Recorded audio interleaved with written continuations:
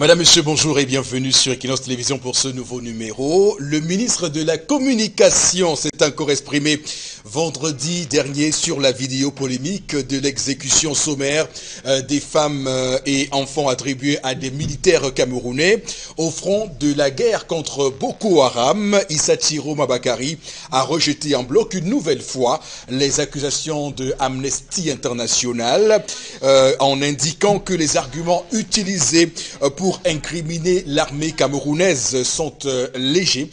Donc l'histoire continue, on verra, entre démenti et contre-vérité, tout ce sur quoi ça débouche dans les semaines à venir, madame, messieurs. L'émission ce matin restera également sur le contexte du G20, le collectif des 20. Ces 20 personnalités politiques qui ont accordé leur soutien à Paul Biya. Ça fait beaucoup de remous, et parmi lesquels Banda Kani et Jean de Dieu Momo.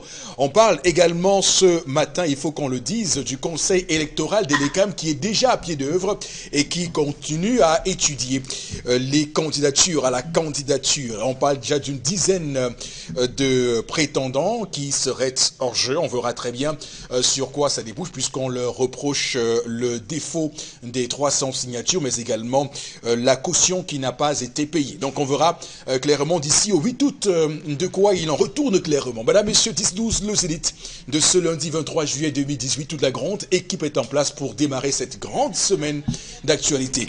Alors, toute l'équipe est en place. D'abord, vous, Charles Bachou, bonjour et bienvenue. Bonjour, monsieur Eric Fopoussi Negou. Oui. Bonjour à tous les téléspectateurs. Et un bonjour particulier au délégué général à la Sûreté nationale, Mbarngangele. Que se passe-t-il à Bonabéry? Raf à répétition, perquisition sans autorisation, interpellation des individus avec récépissé, trop cacheté. Au nom de qui? Au nom de quoi? Charles Armel Mbachou, qu'on va retrouver tout à l'heure à 10h30 dans le cadre de sa colère, sa chronique légendaire au cœur du 10-12 le Zénith.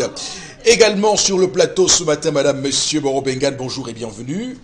Bonjour monsieur Fopoussi Negou, bonjour à vos chers téléspectateurs. Charles Mamel, je m'inscris dans sa lignée. Ailleurs, dans des démocraties, c'est le procureur de la République qui parle à la population.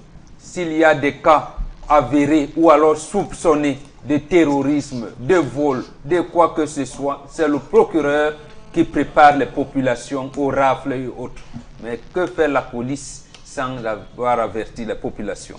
Voilà l'incongruité camerounaise.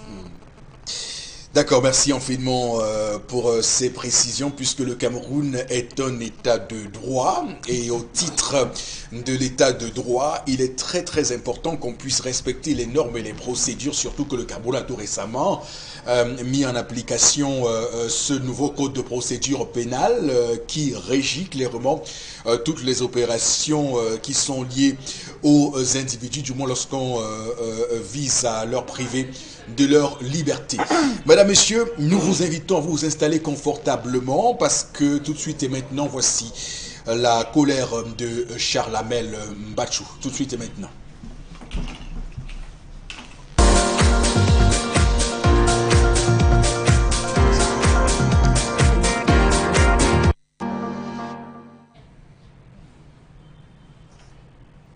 Je m'interroge ce jour sur la question des grandes réalisations au Cameroun. Oui, je m'interroge. Je m'interroge sur la question de l'ensemble de ces réalisations. Peut-on affirmer ce jour que le Cameroun a réussi le pari des grandes réalisations? Peut-on dire aujourd'hui qu'en dehors de l'initiateur en chef, les Camerounais ont compris la portée de cette affaire de grandes réalisations-là?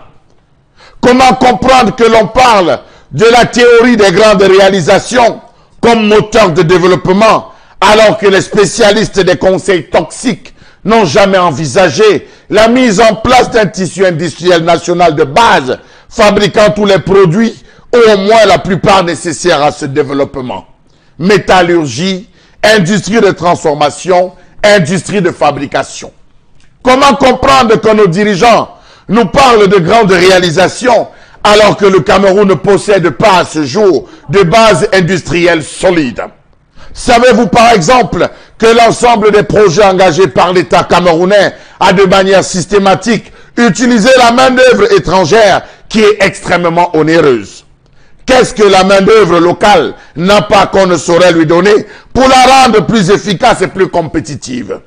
Savez-vous par exemple que si l'État doit engager à moindre coût le développement et l'entretien des infrastructures routières dans ce pays, il faudra absolument que la plupart des ingrédients nécessaires à cet effet soient produits sur place. Sinon, la facture sera forcément beaucoup plus élevée et le pays continuera à acheter ces ingrédients au prix fort à chaque fois qu'il voudra procéder au développement ou à l'amélioration de ses infrastructures. Regardez l'ensemble des projets dits structurants. Les matériaux de base proviennent d'où? Regardez les chantiers des stades de la CAN 2019. Le gazon provient d'où? Point d'interrogation.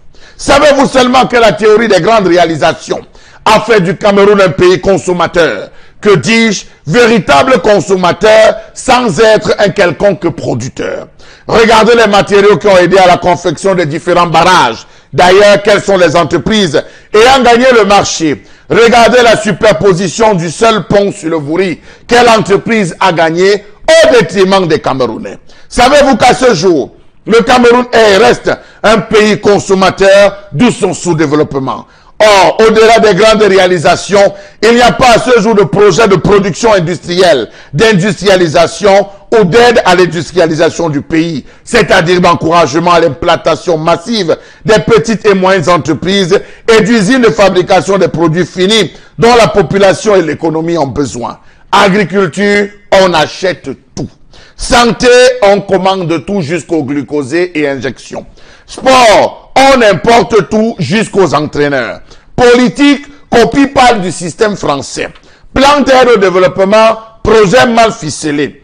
Plan d'urgence nationale, mangeoire pour les amis. Savez-vous que la théorie des grandes réalisations nous a tous plongés dans un très fort endettement du pays et à très peu d'emplois durables? La preuve, nous voilà encore FMI pour la énième fois. Savez-vous qu'au cas où elles seront réalisées, les grandes réalisations, puisqu'il s'agit d'elles, amélioreront très sensiblement l'état des infrastructures du pays, mais vont coûter au pays des milliards et des milliards qui seront remboursés sur les 3 générations à venir. On parle de grandes réalisations alors que le Cameroun accumule une panoplie de grands défis qui n'ont pas pu être relevés. Qu'est devenu le projet de 500 000 ordinateurs? Quel étudiant est-ce que cela a aidé? Que de la poudre aux yeux. Réduction du train de la vie de l'État, 0. Sortie de crise multisectorielle, 0. Atteinte d'une économie formelle, 0. Défi d'une politique d'impôt, 0. Défi de l'innovation budgétaire, 0.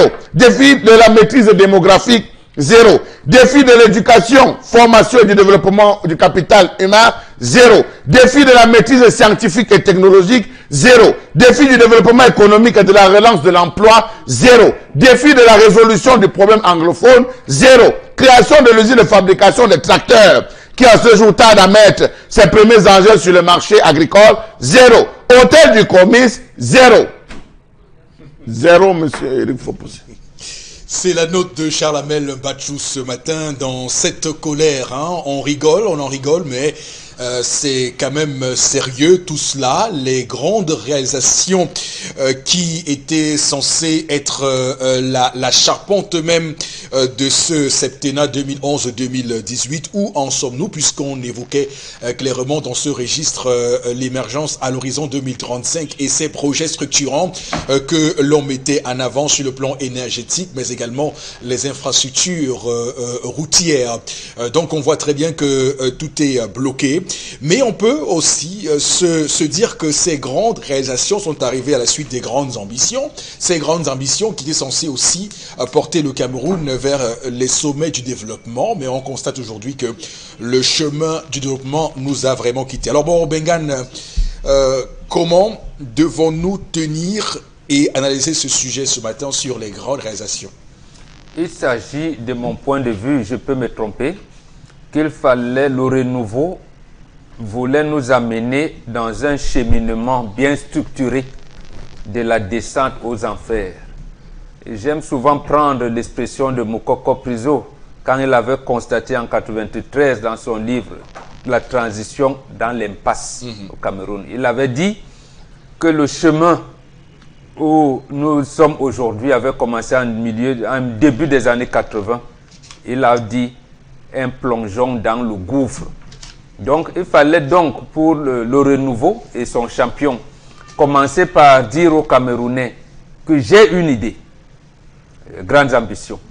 Et après, je vais réaliser mon idée, grande réalisation. Et maintenant, c'est la finalisation. Voilà comment ça a été restructuré. Mais lorsque vous suivez très bien ce cheminement, vous allez vous rendre compte qu'en fait, il n'y avait rien derrière.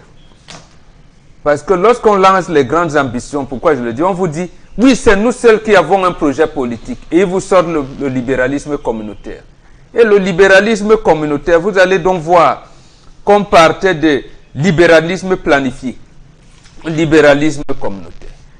Qu'est-ce qui justifie le communautarisme dans la pratique politique et économique et sociale du renouveau? Vous ne voyez rien. Nous avons même essayé d'appeler le chef de l'État. Parce que lorsqu'on commence à créer au Cameroun ce qu'on appelle l'Institut panafricain de développement, c'était pour le développement communautaire. C'est-à-dire que, et c'est lui qui a la charge de signer au nom du gouvernement camerounais en 1967. À l'époque, il est secrétaire général du ministère de l'Éducation nationale. Mais quand il vient, donc nous, je vais dire, pas moi personnellement, mais j'ai entendu les compatriotes dire que, mais non, voilà vraiment le chef de l'État aujourd'hui. Mais regarde comment donc ça s'est déconstruit. Un grand partenaire avec lequel on avait divisé au moitié la production de l'énergie électrique, il s'appelle la LUCAM, le groupe Péchiné au Cameroun depuis les années 50. On vous dit, il prend la moitié, vous prenez la moitié.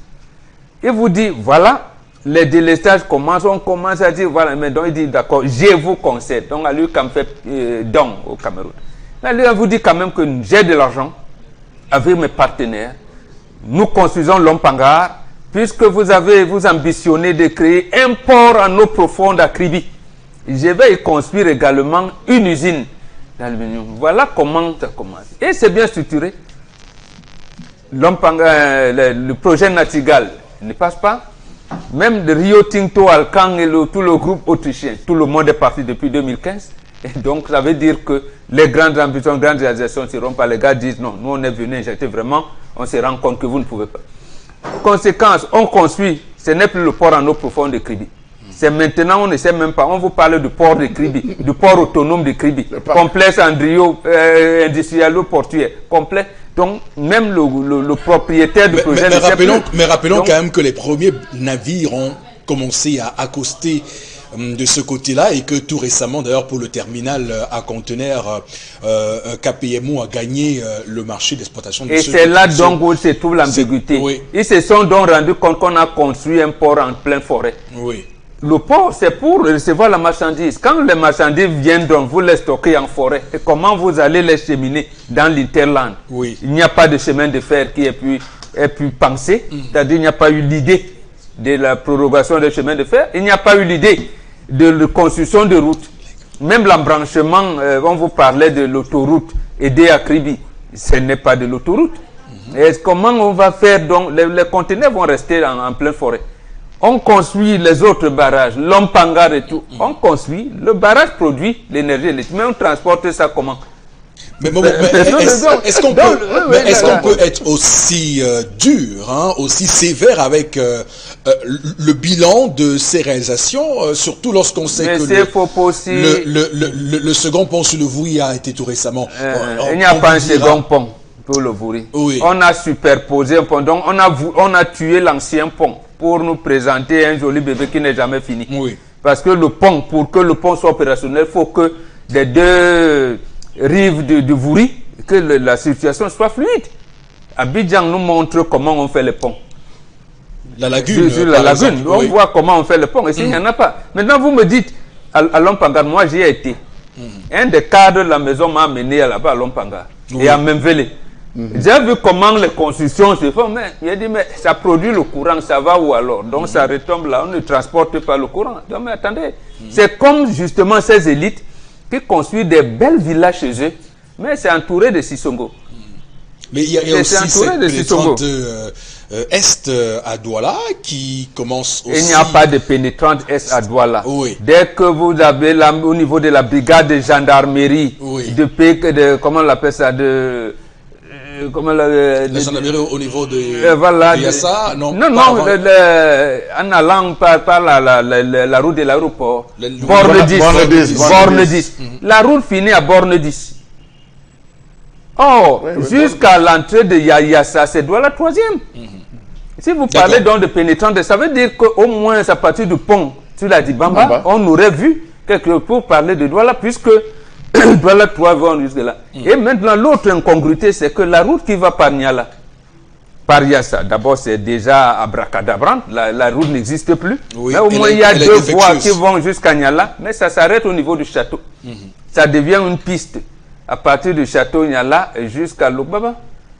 Donc c'est comme ça que vous appelez pénétrant. Mais quand même, le président Paul Biya, lors de ses tout récents discours, a clairement évoqué la conjoncture internationale qui a ralenti ces projets de grandes réalisations, telles que la guerre contre Boko Haram, qui a été d'un impact négatif fort certain, mais également la chute du prix du baril du pétrole, qui a eu son impact dans ces politiques engagées au début 2011 de son mandat. C'est pas ça la raison principale. Oui.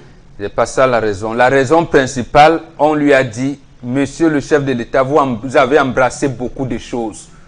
Qui trop embrasse mal le train. Il a dit non. Il est continué. Maintenant, il a trop embrassé. Il n'a pu finir aucun. L'autre chose, dans ce genre de choses, c'est quoi? C'est que quand il lance le projet Agropole, c'est lui-même qui tue la chambre d'agriculture. Il confie à la chambre de commerce. Et où se trouve la chambre d'agriculture aujourd'hui. Donc, en fait, c'est lui qui n'a pas su comprendre la conjoncture mondiale. Où est donc allé l'argent du pétrole? Parce que pendant longtemps, le pétrole était resté hors budget. Justement, lorsqu'on garde de l'argent hors budget, c'est pour venir intervenir pendant ces moments. Et maintenant, au niveau de la CEAC, c'est-à-dire que ses compatriotes de notre zone économique, on lui a dit, n'allez pas signer seul les engagements, les APE avec l'Union européenne. Vous serez, il est allé. Ou qu'est-ce qu'on en a eu comme bénéfice? Rien du tout. Donc, au-delà, c'est quoi le réel problème de ces grandes réalisations? Vous dites que le choix stratégique porté sur les barrages qu'on a jusqu'ici construits était mauvais. Il fallait penser à d'autres barrages, d'autres lieux, d'autres projets. Qu'est-ce qui se passe? C'était à la conception qu'il y a eu un problème? Oui, c'était à la conception. Parce que d'abord, il constate ça lui-même. Dans son discours, dans son adresse à la nation, le 31 décembre 2003, il dit lui-même que nous n'avions pas une bonne politique énergétique dans le pays. De la même manière qu'il a dit dernièrement en décembre 2017 qu'il va accélérer la décentralisation. Il va veiller à ce qu'il y ait une carte sanitaire. Donc, quand vous le suivez, vous avez l'impression que c'est des idées pensées. Non, c'est des idées qu'on voit comme ça. C'est quand il lance une idée qu'on commence à construire l'idée. Et construire l'idée jusqu'à la réalisation, ça peut vous prendre 20 ans. 20 ans. Donc, en fait, comme disait Célestin Monga, en 92, le chef de l'État lance les slogans creux. D'accord. Or, ça doit être des mots d'ordre suivant une construction bien faite. Mais, vous vous rendez compte, c'est maintenant, il venait de nommer, avant-hier ou vendredi, le secrétaire général du ministre en charge de la décentralisation. C'est la même chose qu'il avait faite à l'époque. D'accord. Donc, je pense que c'est nos frères nigérians, je termine par là, Tony et Lumelu et Dangote qui lui ont dit, Excellence, nous voulons bien investir, mais il faut qu'on travaille avec nos frères camerounais.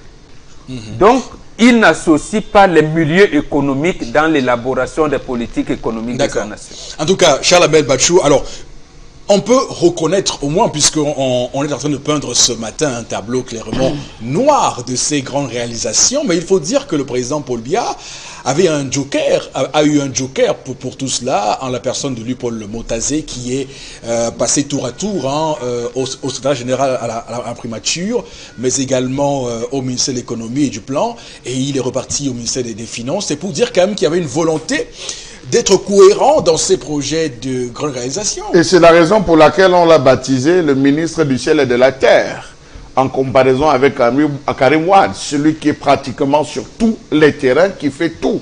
Oui. Essayez de comparer en termes de bilan, vous allez vous rendre compte là où on est en train d'aller. On a pris un exemple assez simple. Lorsqu'on parle des grandes réalisations, vous ne pouvez pas poser un ensemble d'actes sans les principaux concernés. D'ailleurs, ce qui est fait pour vous, sans vous et contre vous, monsieur Eric Fopoussi. Regardez le chantier du pont sur le Vouri. Combien de Camerounais étaient associés à l'action? Regardez l'ensemble des chantiers, des projets dits structurants. Combien de Camerounais? La preuve, on a importé tout jusqu'au gazon. Les Camerounais, on a vu la chaîne nationale sortir la caméra, filmer, voilà les gazons qui sont déjà là. Vous pouvez applaudir, chers Camerounais. Vous ne pouvez pas développer. Non, on est parti chercher le gazon. Même jusqu'au poteau, on a tout importé. Les préfabriqués. On a dit les premiers conteneurs sont arrivés. Les deuxièmes. Mais les Camerounais sont où? À l'intérieur. Monsieur Eric Fopoussi, permettez-moi de vous dire que les Camerounais vivent à ce jour le supplice de Sisyphe. Dans ce sens qu'ils vivent une situation répétitive, une situation absurde dont on ne voit jamais la fin ou l'aboutissement. Vous voulez savoir en termes de grandes réalisations ce que le Cameroun a eu? Je vais vous dire. On a eu 25 000 emplois.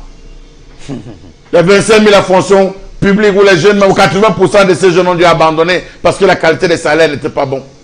Nous avons eu, monsieur, il faut pousser 200 000 emplois dans le secteur du Bensikin. Ça, c'est une grande réalisation. Et on peut même déjà applaudir. 200 000 Bensikin. Vous voyez ce que ça fait dans une ville comme Douala. On a eu 2 millions d'emplois comme parieurs. Oui, on a eu 2 millions d'emplois comme parieurs. Les Camerounais sont devenus des parieurs, vous ne le savez pas, monsieur. La République du Djambo. Nous avons eu, monsieur El Fopoussi, 1 million de joueurs de Djambo, de tapé, des Chinois. 1 million. En dessous de 15 ans, s'il vous plaît.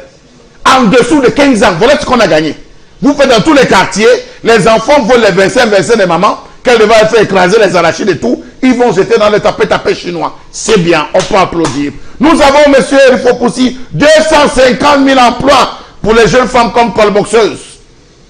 Voilà ce qu'on a gagné. Même sur les axes lourds déjà, il y a de nouvelles colboxeuses. Ça vient de naître. Nous avons eu, monsieur El Fopoussi, un ensemble de près de 750 000 jeunes qui équipent tous les péages de la République pour vendre et les tomates et les bananes.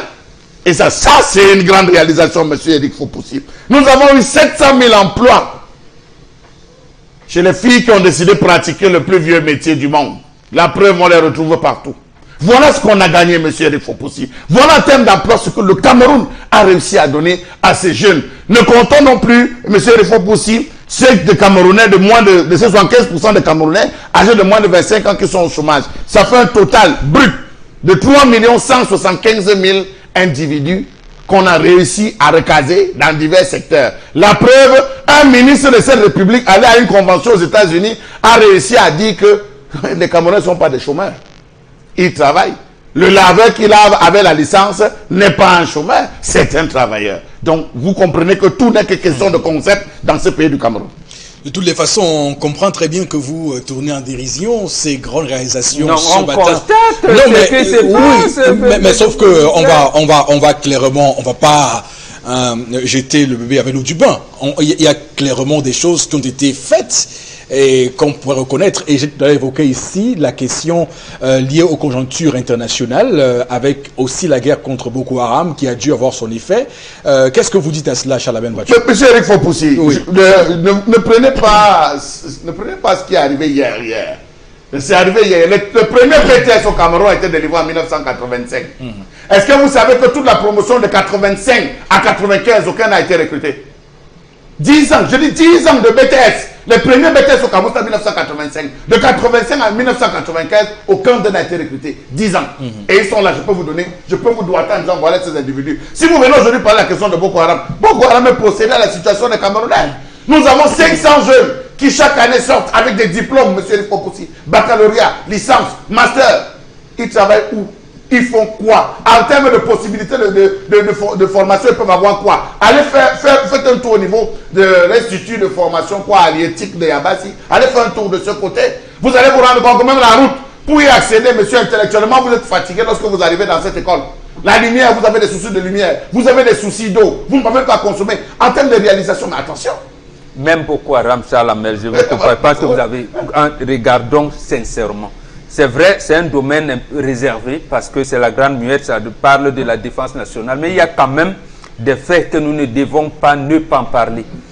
Le chef de l'État, c'est lui qui définit la politique de la défense. Nous savons tous, il nous a dit que la défense nationale ne traverse pas les frontières. Et vous connaissez l'expression. C'est-à-dire que les soldats camerounais ne vont pas au-delà des frontières nationales. Mais c'est lui quand même qui déclare la guerre contre Boko Haram et il est à l'Élysée à côté des autres chefs d'État. Comment pensait-il faire une mutualisation des forces sur le plan national, sur le plan international? Parce que Boko Haram était au-delà. Boko Haram n'est pas né au Cameroun. C'est j'allais dire, une expansion de Boko Haram qui s'est vécue au Cameroun. Et comment on a fait donc? Il réussit également par le soutien du peuple camerounais.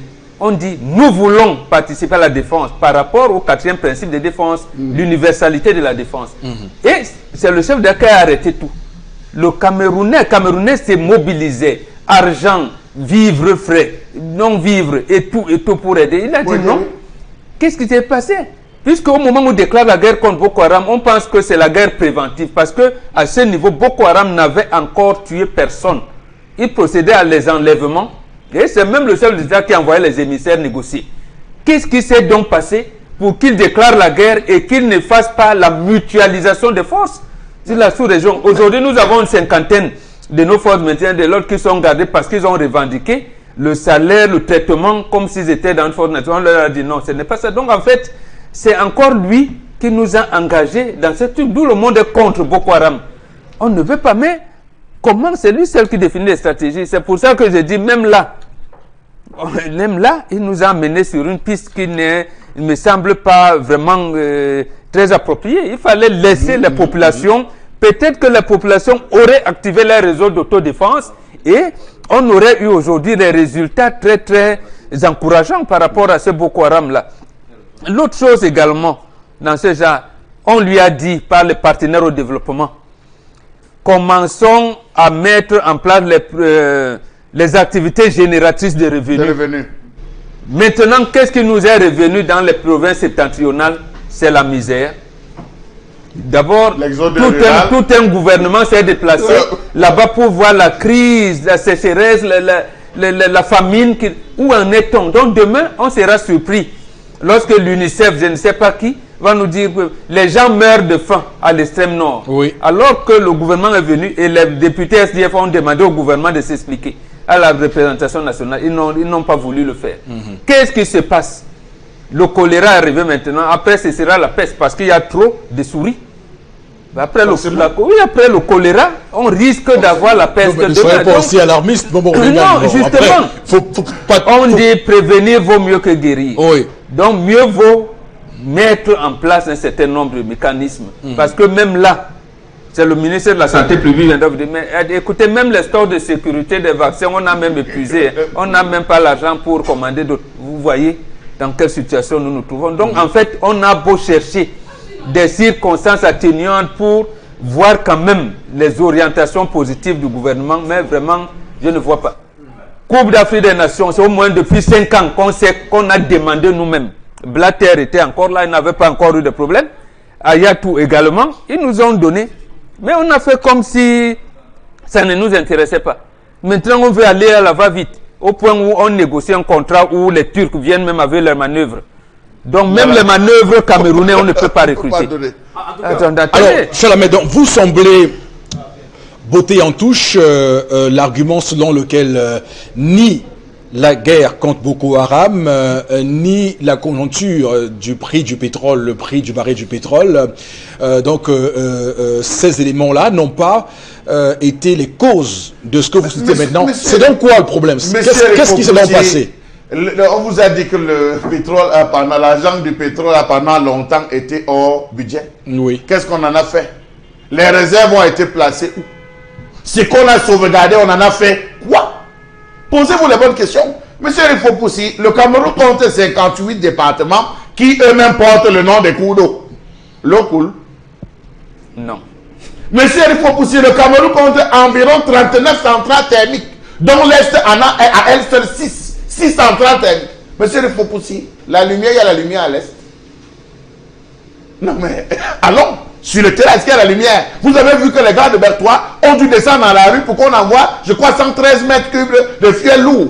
On vous dit non, ils sont allés jusqu'à faire même un communiqué pour dire merci à l'entreprise qui a favorisé la mise à leur disposition le carburant. Mais vous imaginez jusqu'où on vit dans ce pays, monsieur le Président? Non, mais il faut dire que pour le cas précis de Bertois, alors il se passe que l'entreprise en question... Vous n'êtes pas la porte-parole. Je ne suis pas la porte-parole. Nous avons l'homme Panga, nous avons Mbele. Non, nous avons l'homme Panga, nous avons Mbele. Même ici à Douala, est-ce que nous disposons de la qualité en termes d'énergie? Vous arrivez dans un hôpital, monsieur Rifopoussi, l'hôpital de Deido, l'hôpital, je ne sais pas moi, de Bepanda, quel que soit l'hôpital où vous tombez malade, vous arrivez, la première chose, vous êtes encore agonisant, on dit allez payer.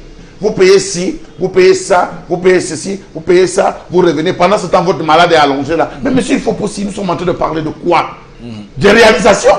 De quelles réalisations pouvons-nous parler? Regardez les infrastructures routières. Regardez l'axe du génie. Vous avez fait un tour au niveau de l'axe du génie. Vous avez vu la qualité de pavé qui est déposée au niveau de l'axe de la route du génie. Vous avez entamé l'émission par les RAF. Avons-nous les cartes d'identité? Voilà. Alors, avons-nous les cartes? Est-ce que le Camerounais a préservé ça? Avons-nous les cartes nationales d'identité? Je vais revenir là-dessus tout à l'heure, mais je voudrais quand même préciser pour qu'on donne l'information telle qu'elle se présente. Il faut dire que l'entreprise qui distribue l'énergie électrique réclame de l'argent à l'État du Cameroun. Donc, voilà. Ça peut être une explication à ces problèmes-là. Et également, l'entreprise qui est chargée d'approvisionner la centrale thermique actuellement, demande également de l'argent à UNEO. Donc c'est un jeu de ping-pong qu'il faut bien pouvoir régler. C'est l'État qui a privatisé, je vous coupe, excusez-moi. Oui, en privatisant, le chef de l'État a dit ce sera pour améliorer les services. Mais quand lui-même, qui représente l'État, n'arrive pas à payer les factures, alors qu'il nous promettait qu'il allait améliorer les... Moi, je n'accuse pas. Nous n'accusons pas l'entreprise. Nous n'accusons pas l'entreprise qui décide. Est-ce que l'État l'a fait de gaieté des cœurs? Vous savez que oui, l'État l'a fait de gaieté des cœurs. Avait à l'époque... Pour une fois, oui. Je salue les orientations données par M. Nyadi Fendi quand il était à la tête de la SONEL. Il est bien un homme du Sérail, mais j'ai salué les orientations qu'il avait faites. Il avait fait une étude dans ce pays en associant, j'avais même dit, les Français et les Canadiens, à l'époque, je ne cite pas les entreprises, pour faire en sorte que le Cameroun ait de l'énergie électrique et il distribue cette énergie. Nyat n'a pas été suivi, malheureusement. Là, quand même, je le reconnais. C'est-à-dire que la Sanada seule aurait pu avoir aujourd'hui, selon les prévisions de Nyat, au moins 25 centrales. Oui. Au moins 25. Oui. Si on avait diligenté, le chef de l'État le sait. C'est encore là. Pourquoi donc on n'avait pas la possibilité, on n'avait pas besoin de privatiser si on avait seulement suivi le top management de la SONEL à l'époque. Je parle en termes de grandes réalisations. Aujourd'hui, la Chine, l'Asie, l'Europe, les États-Unis ont une question. Pour être en santé, posons-nous une question. Que mangeons-nous? Monsieur, il faut poser que mangeons-nous au Cameroun? Vous avez vu la viande formalisée, donc décrit tendance tous les jours sur ce plateau? Eh bien, je vais vous dire que tous les bouchers sont rentrés dans cette affaire. Il faut avoir de la subtilité pour pouvoir déterminer que ici il y a le formol, ici il n'y a pas de formol. Nous avons parlé de ces femmes qui injectent des produits pour faire mûrir les bananes, les avocats. Qu'est-ce qu'on... Mais monsieur, il faut aussi, en 30 il faut quand même se poser les bonnes questions en termes de réalisation. Quelles sont les bonnes réalisations que nous avons faites? Mettre tout un gouvernement en prison? Peut-être que c'est aussi ça. Alors, mais dites-nous, Bachou, qu'est-ce qui font bloquer ces projets-là pour vous? La volonté. Une absence de volonté. Il n'y a pas de deux choses. De volonté politique. Vous pensez qu'ils ne connaissent pas quels sont les problèmes que vivent les populations de Nobel? Vous pensez qu'ils ne connaissent pas les points que vivent les populations de Ntaba Yaoundé ou bien de Coletono, de Vogada? Mais ils connaissent ce que vivent les populations. Mais lorsque la population commence à crier, si les populations de Berthois n'étaient pas descendues dans la rue, vous pensez qu'on aurait envoyé 113 mètres cubes de fiel lourd? Je ne pense pas, monsieur Rifopoussi. C'est aussi un jeu. Regardez la multiplicité des bars. Quel Cameroun voulons-nous pour nos enfants? Quel Cameroun laisserons-nous à nos enfants? Un Cameroun où tous les jeunes sont des alcooliques? Tous les jeunes sont des parieurs? C'est ce Cameroun que vous voulez qu'on laisse à nos enfants, monsieur Rifopoussi? Je vous dis que les jeunes, les parents aujourd'hui que nous sommes, nous nous inquiétons. On se pose la question de savoir, en fait, les grandes réalisations nous ont menés à quoi?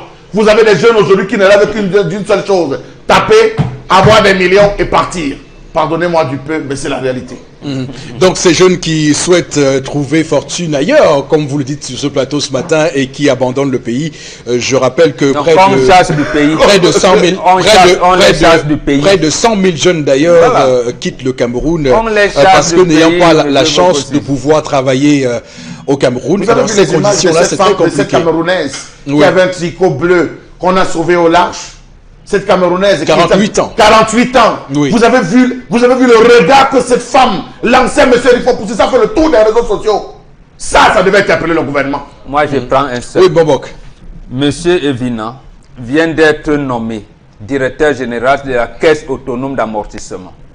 Quand il fait le bilan, il dit, une semaine après, nous avons ici plus de 5 000 milliards de francs à injecter dans l'économie camerounaise. Mais je ne sortirai pas un seul sou parce que les projets sont mal ficelés. Et même les projets ficelés n'arrivent pas à terme. Voilà ce que dit, il est encore là. Donc nous avons de l'argent, frère, 5 000 milliards. Autre chose, avec l'appui de l'Organisation des Nations Unies pour le développement industriel, nous avons mis en place ce qu'on appelle la bourse des sous-traitance pour mettre nos PME à niveau. Les PME camerounaises ont été mises à niveau à tous les secteurs.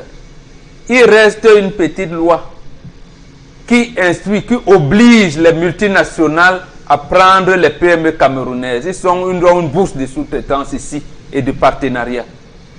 Jusqu'à aujourd'hui, le chef de l'État estime qu'il n'est pas encore temps de faire la promotion des PME.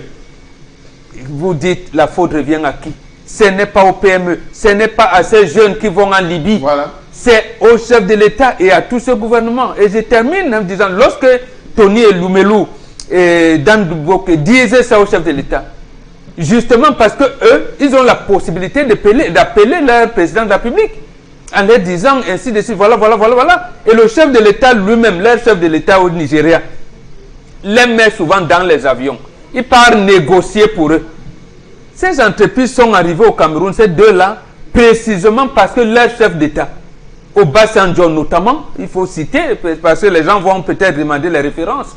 Il appelle le président bien disant, mais cher ami, mon frère, j'ai mes frères ici qui veulent là-bas investir. Bon, vraiment, trouve-les. Et le chef de l'État camerounais s'emploie à les trouver de la possibilité de s'investir. Mais pourquoi ne fait-il pas de même? Et il y a aussi une situation qui me tracasse, peut-être que, bon, Equinos me pardonne, je ne fais pas de publicité. Il y a 6 ans, Kedj prêtait le matériel à Razel. Comment se fait-il que Kedj soit amené aujourd'hui à fermer? Alors que dans des pays sérieux, c'est l'État qui allait amener Kedj à construire la Centrafrique, peut-être même la Guinée équatoriale et tout. Voilà comment ça se fait. Quand les entreprises françaises arrivent ici, on vous dit bien que tel président Sarkozy vient de rapporter les élections. C'est un homme d'affaires français qui lui offre les vacances dans un yacht privé. Mais comment devait-on? Et les Nigérians vous disent, non, nous on veut travailler. Vous avez des opérateurs économiques dynamiques. Donnez-nous la possibilité de travailler avec eux. Le chef de l'État dit, terre d'attractivité, de mai 2016 à aujourd'hui, il y a une nouvelle entreprise étrangère qui s'est installée au Cameroun. Pas du tout. D'accord. Le problème, c'est bon, Bengan, c'est par exemple pour on pourrait penser que pour vous, vous aimeriez que le chef de l'État puisse organiser régulièrement des conseils de ministres. Pourquoi pas resserrer son gouvernement, puisqu'on beaucoup d'observateurs estiment que c'est un gouvernement pléthorique et budgétivore. Ce seraient des pistes qui pourraient être envisageables. En principe, justement, parce que ça y va même avec la consolidation de la démocratie. C'est-à-dire que nos institutions fonctionnent. Quand on sait que telle décision a été prise au Conseil des ministres, vous voyez, il n'y aura même plus de chevauchement entre les ministres. On sait l'orientation est donnée là-bas par le chef de l'État lui-même. Les autres, chacun à son niveau, va implémenter. Il n'y aura pas de tel, c'est entré à la présidence plus que l'autre. Donc il n'y aura pas de compétition à ce niveau-là. Et l'autre, sinon, justement, on n'aurait pas. Est-ce que vous savez que le Cameroun a la deuxième réserve du nickel et du cobalt au monde? Et on a confié ça à une entreprise américaine. Ça nous rapporte quoi aujourd'hui? On nous parlait de faire des Mbalam. C'est où? Le projet a marché? Ça n'a pas marché? C'est comment? Donc voilà le truc. Donc vous avez trouvé le mot juste, le Conseil de ministres, où on prend les décisions. C'est pour ça que dans les pays sérieux, même en Côte d'Ivoire, ça se tient par semaine. Parce que s'il y a des recadrages à faire, on les fait vite. Les rappels à l'ordre, les modifications, les avenants à signer par rapport, on fait vite. Là, c'est la célérité des dossiers. Ça ne bloque pas la machine. Ça ne bloque pas la machine. Voilà, mais au final, quels sont les indicateurs sur lesquels on devrait désormais s'appuyer, puisque vous savez que la Banque mondiale, à travers son classement Doing Business, a toujours maintenu le Cameroun dans les tréfonds de son classement sur le climat des affaires. Est-ce qu'on doit peut-être se calquer sur ce modèle d'évaluation des politiques?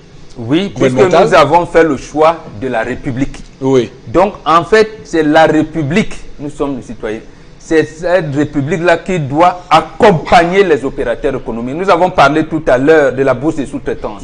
Nous avons le JICAM, nous avons l'ECAM, nous avons le MECAM, nous avons... Mais ces gens font des trucs. Qu'est-ce qui amène le coordonnateur gouvernemental de ce qu'on appelle Cameroun Business Forum, le professeur Touna Mama, à écrire un livre pour dire que, mais bon Dieu, nous tenons bien ces rencontres, mais ce n'est pas bon. Pour écrire un livre, parce qu'il a pris sa posture de scientifique. Monsieur Nanfosso avait fait la même chose quand le JICAM lui avait demandé de faire une étude sur les coupures de l'énergie électrique sur l'économie camerounaise. Voilà comment les scientifiques ont... Les deux là au moins, monsieur Nanfosso et Touna Mama. Donc ils ont fait des propositions, et au gouvernement, au milieu des affaires. Donc le chef de l'État, à travers le bras armé qui est le gouvernement, l'implémente et vérifie. Et au fur et à mesure, cette évolution-là, c'est comme ça qu'on construit les pays. D'accord. Mais il faut dire que, parlons du JICAM qui se plaignait tout récemment de ne pas être associé à l'élaboration du budget, ce qui est en soi, on va le dire, une grosse incongruité, disait que au premier trimestre de cette année, il y a près de 100 000 jeunes qui sont rentrés dans le giron du chômage, et dans ces 100 000-là, 85% sont issus de l'enseignement général, et montrait bien que notre politique d'éducation qui vise à faire le tout dans l'enseignement général n'était pas très efficace. Non, même là, justement, ce n'est pas faire le tout. Oui. Le Cameroun a besoin des sociologues. Le Cameroun a besoin des géographes.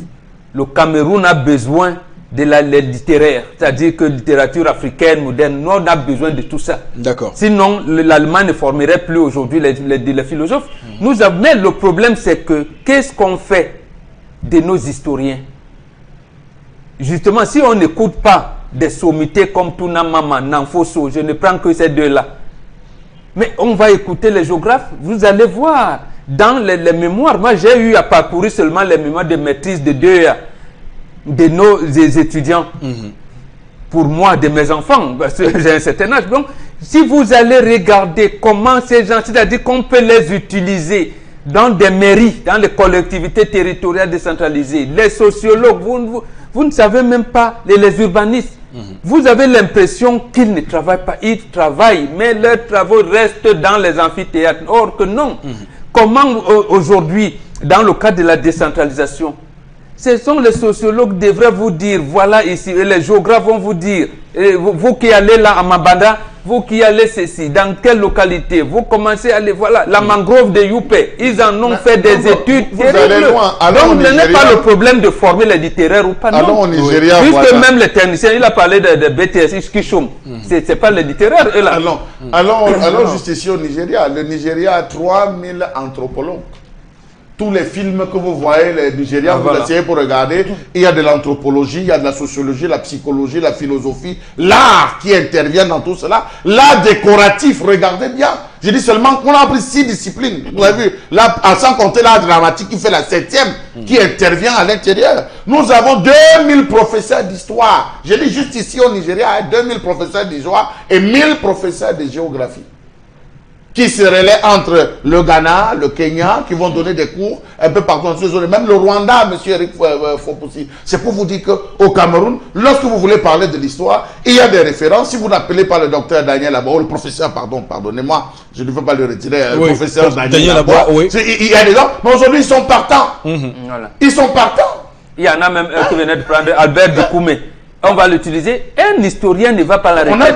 Même si sur le plan administratif, il est arrivé à l'âge de la retraite, on l'utilise. L'Albert Dikoumé va rester là et tourner le doigt. Voilà quelqu'un qui a donné au Cameroun, le professeur Kanga Wane. Aujourd'hui, qui est parti de regretter moi. Mais voilà des gens, on peut vous en citer, M. Dikopouti. En termes de réalisation, on devrait se vanter qu'on a laissé quelque chose au moins. Sur le plan de la science et de l'innovation, qu'est-ce que nous avons? Atuzan a eu quelle reconnaissance? Voilà. Quelle est la reconnaissance qu'on a donnée à Atuzan? Quelle est la reconnaissance qu'on a donnée à l'inventeur ou c'est William Mellon? Quelle est la reconnaissance qu'on a donnée à celui-là qui a mis sur pied la voiture, de cette petite voiture mécanique au niveau de Bala? Quelle est la reconnaissance qu'on a donnée? Non mais monsieur, il faut pousser, arrêtons un peu. Donc ça veut dire que pour vous, la question de la main-d'œuvre mal formée, mise en avant... C'est pas même le GICAM qui a dit ça. Moi je leur disais, la première promotion des ingénieurs de l'université de Douala ont quand même formé un groupe de gars qui ont dit qu'ils vont transformer le plastique en pavé, les déchets plastiques en pavé. Mais est-ce qu'ils ont eu un encadrement? Et leur pavé qu'ils ont fait de manière artisanale a été testé par le Labogénie qui a dit que c'était bon. Maintenant, il fallait l'expérimentation. C'est-à-dire que même ce qu'on appelle élite aurait même pu prendre ces gars en leur disant, même pour nos villages ou villages là, venez nous faire un peu de trucs. Et ça allait même réduire le projet de déchets plastiques qu'on a ici. Le discours qu'on entend le plus souvent et qui prospère dans les milieux économiques, c'est que il y a des jeunes qui sortent de l'école mais qui ne savent pas, qui ne sont pas prêts à l'emploi. Je rappelle, c'est pourquoi d'ailleurs le FNE a été mis en place pour être comme l'incubateur de tout cela. Et même dans le document de stratégie pour la croissance et l'emploi, il était bien spécifié comment on va faire pour amener ces jeunes à l'emploi. Aujourd'hui, vous constatez avec nous... Non, parce que celui qui a porté l'idée, il s'appelle Nida. Il était enseignant à l'ESSEC à l'époque. On a voulu l'écarter pour donner l'idée à quelqu'un qui n'avait pas la connaissance de cela. L'idée au Cameroun d'adéquation, formation, emploi, c'est le professeur Nida. Il l'a apporté. À l'époque, on fait des essais. Quand on le met à côté, vous mettez bonbon bengan, je ne m'y connais pas. Je vais développer les théories. Quand on va me mettre en relation, c'est lui qui a étudié le projet, on l'a mis de côté. C'est tout. Oui, Chalamel. Je voulais rebondir en disant, M. Eric Fopoussi, que lorsque vous vous rendez compte que le seul moyen ou les seuls moyens qu'on permet à un professeur pour pouvoir atteindre ses objectifs, c'est de rentrer dans la politique. Venir faire la politique, devenir militant, plutôt que de rentrer dans ses livres, plutôt de rentrer dans ses recherches, plutôt que de proposer quelque chose. Imaginez-vous sur le plan de la santé, M. Eric Fopoussi, que le Nigeria à côté a des petites usines où on fabrique, on conçoit les glucosés, on conçoit le matériel médical. Qu'au Cameroun, on importe tout. On achète tout, M. Eric Fopoussi, jusqu'au glucosé. Mais qu'est-ce que vous voulez qu'on laisse? Pour moi, c'est en question de réalisation. Qu'est-ce qu'on va laisser? On voit l'hôpital de Mouyouka, ça ressemble à quoi? L'hôpital de la Cité, ça ressemble à quoi? L'hôpital de Deido, ça ressemble à quoi? L'hôpital à Kentini, ça ressemble à quoi? Les hôpitaux généraux, obstétriques, hôpital général, ça ressemble à quoi, M. Eric Fopoussi? Combien de patients vont se faire soigner à l'hôpital général? Combien? Pour quelle classe? Combien vont à la Kentini? Contrairement au PMI, qui recevait un maximum de personnes, M. Eric Fopoussi. À un moment donné, posons-nous les bonnes questions. On dit on fait les hôpitaux pour les pauvres. Et il y avait une consultation à 15 000. Oui, il faut donner d'abord 2 000 au taclin dehors. Et c'est en décembre 2017, le chef d'État demande une carte sanitaire. Et là, vous allez me dire que c'est une grande ambition, ça. C'est une grande ambition. Une grande ambition, mais surtout que la carte sanitaire devait clairement résoudre certains problèmes. S'il tenait régulièrement les conseils de ministres, même 2 fois par mois, il ne poserait plus le problème. Donc on aurait su combien de spécialistes qu'on a dans tête, comment le Vietnam met au point le vaccin contre la tuberculose, la tuberculose en pleine guerre. Et nous, nos enfants restent 3 mois sans vaccin. Le ministère de la Santé vous dit qu'il n'a pas, même le store de sécurité est fini. Un vaccin que le Vietnam a mis, il était pendant la guerre. Non. Que notre chef de l'État sortant prenne sur lui, parce qu'il est candidat à sa propre succession, notre président sortant, qui prenne sur lui, ou que ce qui l'entoure brise ce mur, cette proximité trop aérienne, M. Eric Fopoussinogou. Il faudrait qu'il rencontre les syndicats, tout l'ensemble des représentants syndicales. Il faut qu'il les rencontre. Il faut qu'il rencontre les hommes d'affaires. M. Eric Fopoussi, lorsque vous rencontrez, vous discutez avec vous observez. Je vous prends un autre détail. Sur les réseaux sociaux, vous avez vu ce policier qui tabassait cette femme qui portait un bébé. Quelques jours seulement après, le président ghanéen est sorti, il a fait une sortie pour demander que des sanctions soient rapidement données à l'endroit de cet individu, de ce policier qui a osé frapper une femme qui portait un bébé en ses mains. Combien de violations avons-nous? La preuve, vous voyez cette histoire de la vidéo. Tantôt, les gars sont en prison. Ils ne sont pas en prison. Ils sont gardés. On y... Monsieur Rifopoussi, le chef de l'État doit briser cette barrière, rencontrer chaque représentation corporative. D'accord. Discuter. Et même pour rebondir sur la vidéo dont vous parlez, il faut dire que ça semble être une maladie, une spécialité très francophone, puisque en France, actuellement, si vous avez suivi l'actualité de Alexandre Benalla, collaborateur d'Emmanuel Macron, qui est actuellement mis en examen, qui a frappé le 1er mai dernier des manifestants. Il a blessé et déguisé clairement en policier pour frapper donc des manifestants. L'Élysée à l'époque avait d'ailleurs camouflé l'affaire et donné juste une mise à pied de 15 jours au bonhomme. Et donc ce n'est que l'enquête menée par Le Monde il y a quelques jours qui a permis que l'affaire éclate et qu'il soit mis en garde à vue et qu'il soit d'ailleurs licencié et qu'actuellement il soit mis en examen par la justice. Donc c'est pour dire que au final, bon, Bengane, c'est aussi, et peut-être on sort par là, le rôle de la justice, parce que même sur le plan économique, de nombreux investisseurs disent qu'ils ont souvent du mal lorsqu'ils ont un litige foncier à s'en sortir, et ça met du temps, ça perd du temps, et leur investissement perd de la valeur. Maître Nguini a failli s'immoler dernièrement, justement, et il indexait les tribunaux du Cameroun qui n'arrivent pas à rendre justice claire. Effectivement, vous avez raison, ça participe dans ce qu'on appelle la réconciliation de l'État et de la nation.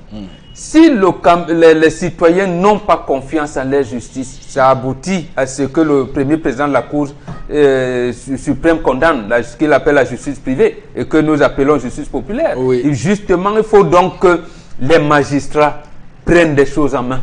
Comme je disais tout à l'heure, c'est eux qui doivent nous dire les rafles par rapport à ces 6 citoyens. Apprenez-vous vos cartes d'identité, vos ceci, ou bien il y a eu cambriolage ici ou là, ou bien on a dévalisé un bateau, on va chercher, voilà, soyez là, on attend, justement. Mais si de la même Transparency International vous dites il y a la douane, la justice, mais qui viendra investir? La preuve, le premier magistrat lui-même organise un forum, investir au Cameroun, terre attractive, on dit non, dans un pays où on ne peut même pas avoir un titre foncier. Où il y a, sur un seul terrain. Et que tous ces affaires sont jugées devant les tribunaux. Et les tribunaux, un litige foncier va faire 10 ans. Vous allez voir un investisseur qui va attendre 10 ans pour que le titre foncier que Mbombo lui a promis pour son lopin de terre là-bas. Et d'ailleurs, je peux rebondir en disant que c'est à décharge du gouvernement, puisque on se plaint le plus souvent que les phases de déguerpissement des populations lorsqu'on veut construire une route ou bien faire un projet sont souvent très longues. C'est ce qui fait que on ait des chantiers aussi interminables, puisque rien que le conflit de non, parce que le gouvernement sait ça. Il sait qu'on doit d'abord indemniser Mbombok, qu'on vient là. On lui dit, on viendra, parce qu'on veut construire, le Cameroun va abriter la Coupe des Nations. On va construire le stade là sur ton terrain. Tu as 6 mois pour quitter, voilà l'argent, va construire là-bas. Mais ils ne me disent pas ça. Un matin, je vois les bulldozers viennent me taper. Et tout ça. Donc, voilà le problème. Et on te demande d'aller attendre à la Belle Étoile. Donc en fait, c'est le gouvernement qui est derrière cette histoire parce qu'il ne sait même pas appliquer ces textes. Et moi, je souhaite... Est-ce que la justice... Oui, lorsque Eva Joly... Lorsque Eva Joly décide de voir dans l'affaire Elf, oui. Elle savait bien qu'il y avait Mitterrand dedans. Mais elle s'y est enfoncée.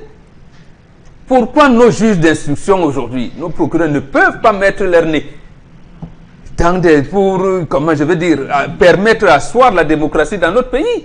Ils peuvent le faire. Mais le dernier cas, je termine par là.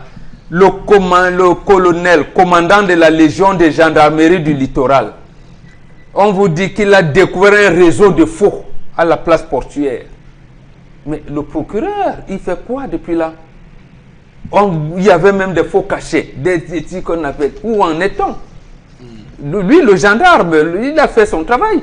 Comme les policiers font leur fois. Mais quand on remet, ils sont officiers de police judiciaire. C'est à la justice de prendre et de dire, voilà, voilà.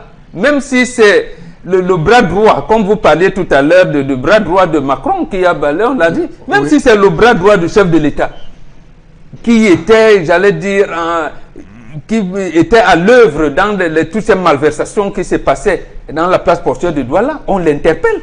D'accord. Alors, pourquoi ne le fait-on pas au Cameroun? Alors, pour sortir de ce sujet, avec vous, sur le rôle de la justice dans la réussite des grandes réalisations. Monsieur Eric Fopoussi, vous vous rendez compte que même nos amis magistrats, ils n'ont pas la force, ils n'ont pas le pouvoir. Parce que au-delà, la Constitution leur donne le pouvoir. Ils ont un chef. Ils ne peuvent pas agir. Le président du Conseil supérieur de la magistrature. Ils ont le président du Conseil supérieur de la magistrature. Oui. Ils doivent se référer toujours à lui. Donc je pense pour que leur carrière surtout, parce qu'on ne sait jamais. On peut les procureurs encore, ça se comprend. Oui, même le magistrat. Même ceux du siège, souvent, c'est pas évident. Non, moi je pense qu'il faudrait qu'on commence par éclater à ce niveau. Ces pouvoirs, on les éclate sur tous les sens. Je crois que ça donnera beaucoup plus de liberté à ces différents juges de pouvoir prendre certaines responsabilités. Rappelons-nous de l'affaire du communiqué qui avait été donné par, je pense, le procureur Ntama concernant l'affaire Monseigneur Mbala. Vous vous rappelez comment on a décrypté, on a décortiqué que vraiment il a dit lui-même qu'il n'y avait pas son papier en tête. Voilà. Donc vous imaginez jusqu'où on arrive, on s'est rendu compte, en fait, avec les différents médias, ont abouti à cette conclusion que c'est un document qui était venu dans le 16 août, qu'on a donné tout simplement, qui cite une signature en public, point. Donc, voilà un peu dans quel type de circonstances on essaie d'évoluer. Vous dites que la justice n'a pas le choix, elle ne peut que elle a le choix. suivre le pas.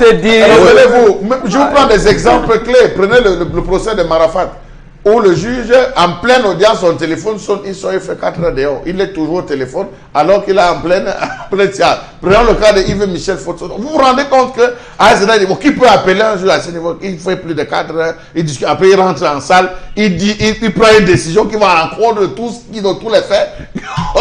Donc vraiment. Oui, c'est vrai que. Rappelez-vous du cas du juge Pascal Manyangabé Mabe. Oui. Comment est-ce que c'est fini? Donc il y a tout cela, M. Eric Fopoussi, qui nous amène à cette conclusion qu'il faut qu'on éclate tout simplement. Il y a séparation de pouvoir sur tous les plans, que chacun puisse gérer. La séparation du pouvoir, des pouvoirs qui reste un élément propre de la République.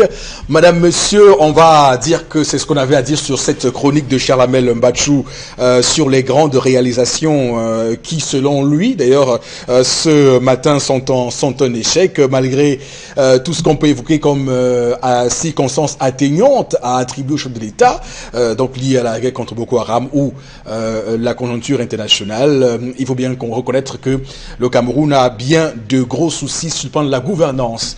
Madame, monsieur, merci infiniment de rester avec nous sur Equinox Télévision. L'émission c'est 10-12, le Zénith. C'est tout pour cette première partie. On marque une pause. On est de retour pour la deuxième partie au complet. Le Zénith, madame, messieurs, pour ce lundi 23 juillet 2018. Nous sommes donc de retour, comme je vous l'ai dit, et cette deuxième partie nous donne la possibilité d'ouvrir la corbeille de la revue des réseaux sociaux avec vous, Florazé. Bonjour. Bonjour Fopossi Negou, bonjour à tous les téléspectateurs. Alors pour cette journée, nous avons deux informations. La toute première, on s'intéresse au présidentiel pour cette année 2018 au Cameroun. Et puis avec ce massif soutien du G20 à la candidature de Paul Biya. Alors pour revenir sur les faits, une coalition de 20 partis de l'opposition, donc à Yaoundé, avec le soutien au candidat Paul Biya, le candidat du RTPC, au pouvoir à l'élection présidentielle donc prévue pour le 7 octobre prochain. Pour justement justifier ce ralliement, ils ont évoqué le contexte sécuritaire et l'absence d'une candidature unique de l'opposition.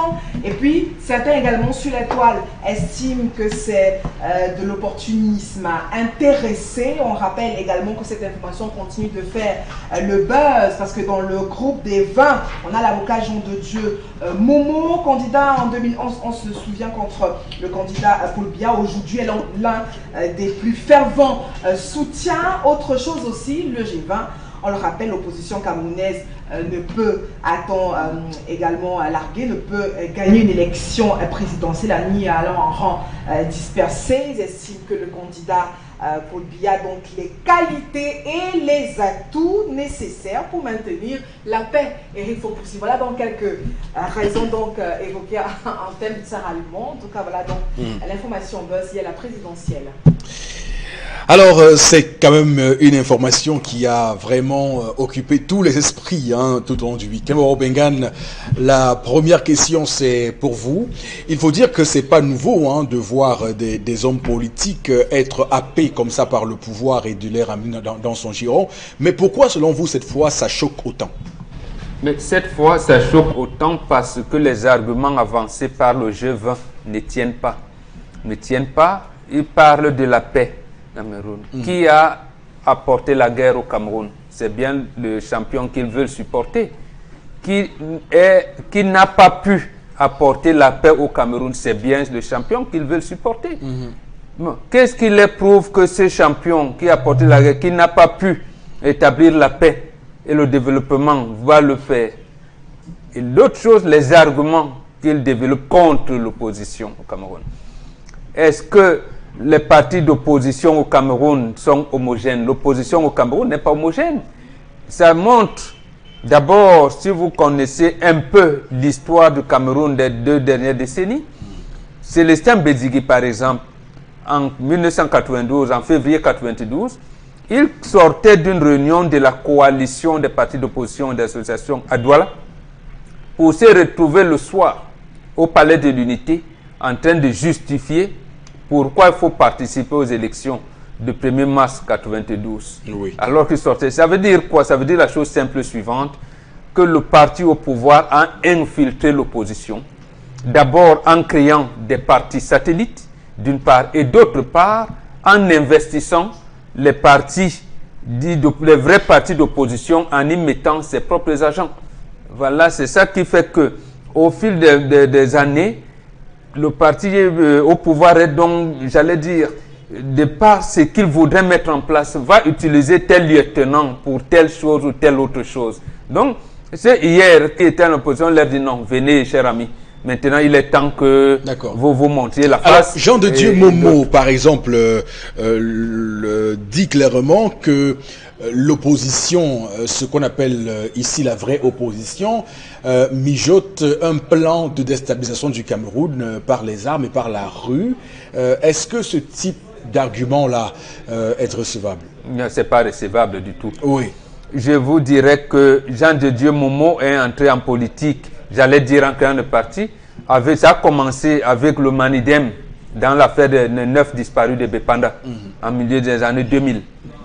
Et ils étaient là autour. Qu'est-ce qui s'est passé autour de cet homme? On ne sait pas. On le voit venir avec le PADEC quelque temps après. Non, il a dû avoir des instructions de ses parrains aujourd'hui qui lui ont dit comporte-toi de telle manière et de telle autre.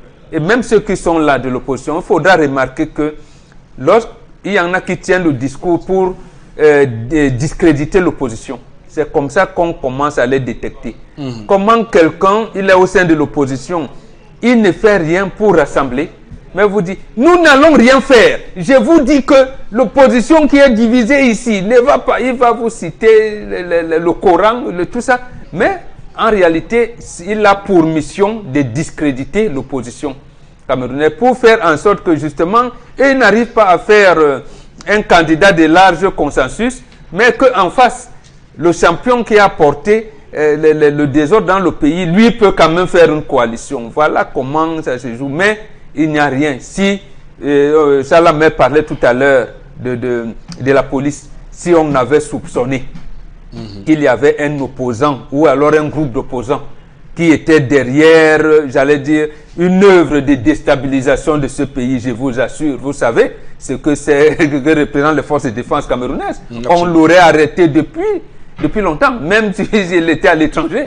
Donc ça, c'est un discours qui ne tient pas. Alors, ce qui est aussi intéressant dans ce G20, c'est qu'il intervient au lendemain même d'une décision, d'un acte pris par le ministre de l'administration territoriale Atangandji, qui désigne des leaders qui sont des représentants légaux de 3 partis politiques, le CPP, le Manidem et l'UPC. Alors, dans ce G20, on a l'UPC et le CPP qui sont parties prenantes à la signature. Vous dites quoi à ces deux liens-là? Non, c'est connu. D'abord, pour le CPP, ce monsieur, c'était Jean, voilà. Oui, Tita Samuel Ford. Tita Samuel Ford. Bon, lui, il est effectivement un fondé fada de CPP, mais dans les textes, les partis fonctionnent au regard des textes organiques. Il a été mis de côté depuis longtemps, entériné par un congrès, ce parti, et d'autres regroupements de ce parti politique. Ça veut dire qu'en fait, ceux qui le manipulent lui ont dit comment ça fait. D'abord, ça va commencer par le vice-président de ce parti. Il s'appelle M. Ndebi. D'abord, en 2016, pour qu'il aille au défilé, le CPP a vite réagi. Le même revient en 20 mai 2017, lorsque le CPP dit ne désigne pas, le CPP a vite fait de l'écarter. Donc, on est donc allé prendre son frère anglophone pour dire que non, voilà. Donc, en fait, on n'a pas pu encarter le CPP. Oui. Comme on le disait d'ailleurs ici, j'avais dit que l'UPCisation du CPP a commencé. Donc pour le cas de l'UPC, ça ne date pas d'aujourd'hui. C'est depuis 1960 que Mahima Matip, on avait été cuisiné par le régime pour présenter une liste de l'UPC aux élections législatives de cette année-là. Parce que l'UPC qui revenait à la légalité en février 1960, en février, Moumie n'était pas encore décédé. King et Abel non plus. Ernest Wandje encore moins. Donc, celle où Mnobe est assassiné. Donc, les 3 autres leaders restaient. Mais pour moi, on confie la direction du parti à Mahima Matip. Donc, c'est cette continuité aujourd'hui qui fait que... Mais ça ne trompe plus les UPC de toutes les manières. D'accord. Alors, Charles Hamel, ce G20, qu'est-ce que vous avez à dire? Monsieur Eric Fopoussi, je vais être clair avec vous. Je n'aime pas l'affaire des G. Ça vous rappelle le G7? Non, là, G7. G11 et Singang. G12. Maintenant, on est au G20. Bientôt, on aura un G31. Qu'est-ce qu'ils ont vu même avec cette affaire de G? Monsieur Eric Fopoussi, de Judas, non, de Brutus à Judas, en passant par Darnen et Wang Jiangwei. Vous nous ramenez à Britannicus. Oui. Oui, monsieur Eric Fopoussi. L'histoire est claire que les traîtres finissent toujours mal. Ils n'ont pas plusieurs appellations. Depuis ce week-end, ils se battent. Ils se battent comme des bœufs à l'abattoir pour justifier l'acte. Était-il sous? Était-il malade? Avait-il reçu une injection? Dieu seul sait. Quelqu'un vous dit dans un premier temps qu'il n'a rien reçu en gueulant. Après, il vous dit non, son hôtel a été pris en charge. Et son taxi. Son transport et tout. Et tout a été pris en charge. Il veut prendre les gens pour des qui? Ils veulent prendre des gens pour des qui? Vous faites allusion à Bandakani. Ce matin sur Radio Equinox. Oui, sur Radio Equinox ce matin, Bandakani qui, en un temps record, se contredit. C'est un auditeur qui l'appelle pour dire, mais monsieur, faites attention là. Oh, il y a des gens qui vous écoutent. Qui disent qu'ils ont pris. Jean de Dieu, lorsqu'il est sorti de cette affaire, dit que non, Lorsqu'on a fait des calculs, ils nous amènent dans l'ancienne technologie. Qui a dit qu'on les voulait les suivre dans la technologie? Ils nous amènent dans l'ancienne technologie. J'ai fait tel calcul, j'ai fait tel calcul. Aujourd'hui, fait un rétro-pédalage. Il dit que non, coup d'État. Mais ils n'ont rien à dire, qu'ils se taisent. Mais j'espère au moins que dans l'acte qu'ils ont pris, dans ce qu'ils ont pris, ils auront suffisamment pour vivre. Monsieur Rifopoussi. Bon. Si entre guillemets, non, bon, permettez-moi. Si. Oh, ce okay, taxi, merci j'ai dit si. De mettre le conditionnement. Non, je dis ce taxi qu'ils ont pris. C'est Bandakane qui l'a dit. Hein. Je le cite Bandakane parce qu'il a dit que tout a été pris en charge. Ce n'est pas seulement pour les Bandakane. Vous me demandez le nom de son parti, je ne connais pas. Le NMP, le nouveau mouvement populaire, le NMP. Nouveau NMP. NMP, nouveau mouvement populaire. Excusez-moi, NMP. Oui. Ah, c'est-à-dire nouveau mouvement populaire. Vraiment. De Bandakani. Vous avez oublié le président. Le président. Alors, c'est NMTP. Non, il a précisé que lui, il ne prend pas l'argent, mais il ne peut pas dire pour les autres. Peut-être les autres ont pris. Non, il a dit, il faut répéter. Ça ne date pas d'aujourd'hui, c'est depuis 2011 qu'on le suit avec les mallettes d'argent. Monsieur, oui, il a sorti une histoire comme quoi on est venu le trouver chez lui, il avait un 5 millions et tout ça. Et tout 5 milliards, il a eu 5 milliards. Ah, c'était 5 milliards. 5 milliards. Non. Vous croyez que ces gens ont 5 milliards pour lui? Attends, en tout cas, ce qui est certainement... Oui, par là, parce qu'il y a une question très importante. C'est des agitateurs, tout simplement. Ils ont donné un coup d'épée dans l'eau. L'heure n'était pas propice. Le moment était mal choisi. Aujourd'hui, ils donnent la possibilité désormais aux Camerounais de noter avec en majuscule les noms de tous ceux qui sont venus se moquer d'eux. Ils donnent la possibilité à ce peuple. On connaît déjà ce dont les masques sont tombés. Il y en a encore d'autres. Et je remercie le ministre Atangandi. Là, je vous le dis officiellement. Je le remercie. Je lui donne une mention honorable pour avoir désormais dit à ces gars, arrêtez de venir manger l'argent, arrêtez de venir nous tenir un discours et aller changer le discours dehors. Allez assumer l'ensemble de vos actions et il faut qu'ils assument. Le peuple est témoin et le peuple prendra les décisions lorsque le jour arrivera, monsieur Rifopoussi. Alors bon, Benga, vraiment, je vous pose une question parce que ça se dit aussi dans les milieux d'analyse politique. On est tous d'accord que ces personnalités qui ont signé cette déclaration de soutien à la candidature de Paul Biya ne pèsent pas beaucoup hein, en termes d'hommes politiques, en termes de soutien. Il n'y a pas une valeur ajoutée en termes de voix, en termes d'idées pour le candidat Paul Biya. À quoi ça tient? C'est de fragiliser l'opposition? Oui, absolument. Oui. Je vous ai dit que ça date, c'est même ce que Oumniobé Moumi appelait les oppositions africaines. D'abord, on commence à régionaliser les partis. Quelqu'un va vous dire, mais de tous les 22 millions de Camerounais, vous savez, c'est nous que le chef de l'État a envoyé. Si le chef de l'État a nommé votre soeur ou votre frère, c'est comme ça. Il y en a qui jouent ce jeu. Il y en a qui sont au sein de l'opposition et qui sont cachés. Mais qui vous disent, mais nous aussi, dis donc, essayons, n'allons pas, essayons de... Bon, ils tiennent un discours au sein de l'opposition pour fragiliser l'opposition, mais étant de l'opposition. Il y en a qui au sein de l'opposition vous disent clairement, nous sommes de la majorité présidentielle. Ainsi de suite. Donc, voilà ce qui arrive. Donc, chacun a un rôle à jouer. Mais je partage le point de vue de ces internautes qui disent qu'ils ne pèsent pas. Ils ne pèsent pas précisément pourquoi? Parce que s'ils pèsaient vraiment, on aurait un code électoral consensuel. C'est-à-dire que on savait, le RDPC, son champion, allait savoir que nous allons gagner les élections. Mais parce qu'on sait qu'il y a le truc, d'abord la biométrie n'existe pas, vous verrez que l'encre indélébile qu'on déclare ne le sera pas. Donc, il y a donc des trucages et eux, ils ont pour mission d'aider à contrôler les procès verbaux, ceci, c'est ça. Donc, en fait, c'est parce qu'on sait que le jeu électoral est truffé d'irrégularité. Et on voudrait donc faire montrer la majorité en disant que mais non, vraiment, il a pris de toutes parts, ainsi de suite. Donc, mais sur le plan de 1 plus 1 égale 2, il ne représente pas grand-chose. D'accord. Donc, Florazé, on peut s'interroger ce matin clairement sur l'utilité pour le pouvoir hein, d'avoir de tels soutiens. Qu'est-ce qu'ils vont apporter au président Paul Biya, réellement, concrètement? Non, mais rien du tout. Je crois que Chalamel a peut-être très mal dit. Je crois que le moment était venu de visualiser ou alors de connaître véritablement qui est pour qui exactement quand on parle de camp. Mais je viens pour dire que pour ce moment qui est très important aussi pour les Camerounais, puisqu'on parle d'un changement peut-être radical à travers des candidats, des candidats qui vont peut-être... Moi, j'ai également envie de dire qu'en fait, ces personnes n'avaient peut-être pas de vrais projets de société à présenter aux Camerounais et qu'il fallait naturellement se faire. Et puis on constate aujourd'hui que ce n'était que ce n'était que des clowns politiques qui venaient tout simplement amuser la galerie. Mais sauf que même également le peuple n'est pas dupe aussi. C'est-à-dire qu'ils se sont tout simplement, et comme Chalamel l'a si bien dit, s'ils ont eu la pression en interne, comme quoi il faut assumer aux yeux des Camerounais votre position initiale, alors vous l'avez fait. Et puis je crois que pour des personnes avisées... D'accord.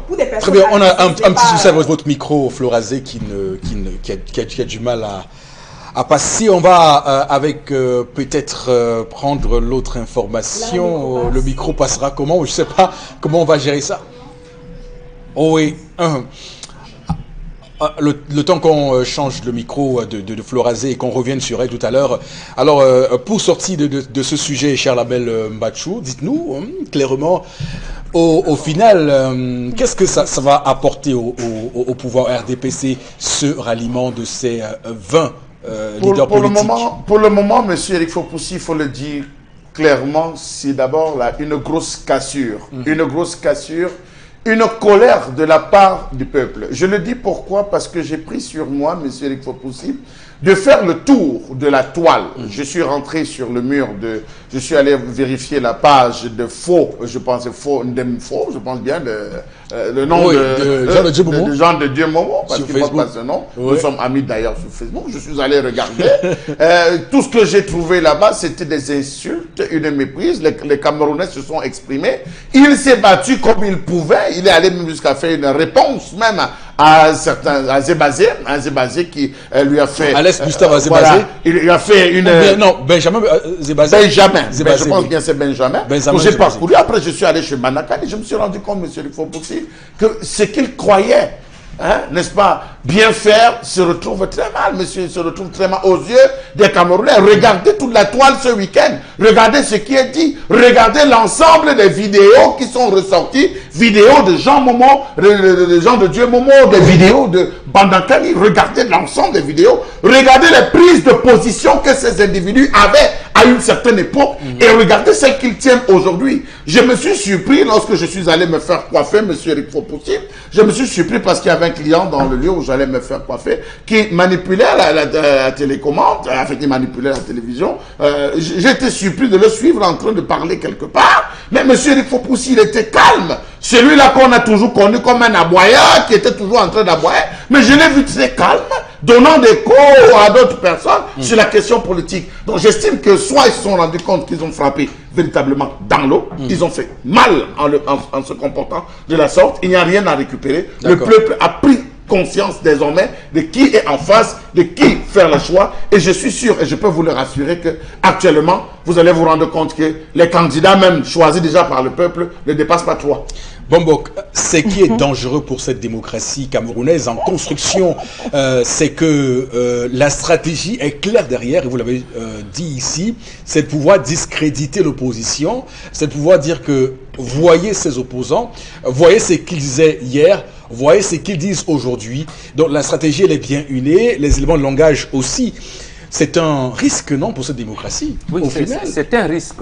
C'est pour cela que je dis, pour le moment, les vrais opposants, il y en a. La première chose à faire lorsque Elekam va rendre public les candidats le 8 août prochain, c'est de porter plainte contre le président de la République, le candidat du RDPC, qui est en même temps président de la République et président du RDPC.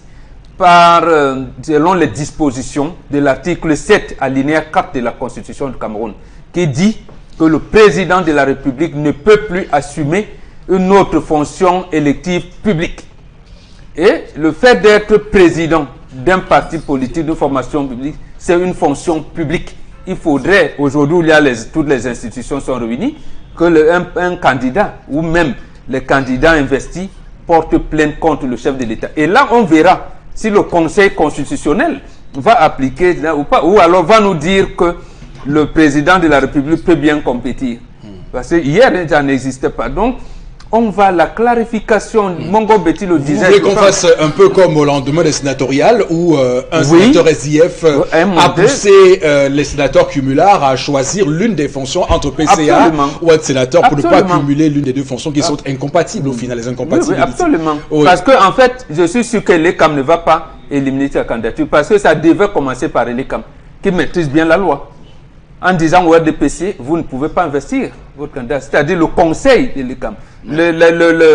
La commission recevait le dossier. Maintenant, le conseil de l'ECAM, conseil électoral, devrait éliminer la candidature du président du RDPC. Mais comment ont-ils fait pour recevoir la candidature de Bertin qui sort alors qu'il est en prison. Alors qu'il est en prison depuis plus d'1 an. Ils ont fait comment? Et en plus, ce que vous ne savez pas, et peut-être qu'il faut rappeler aux Camerounais, en 2011, vous avez vu un matin, on s'est levé avec le pont de Vouri, qui était, on a dit un commando sur le pont de Vouri, c'était bien lui.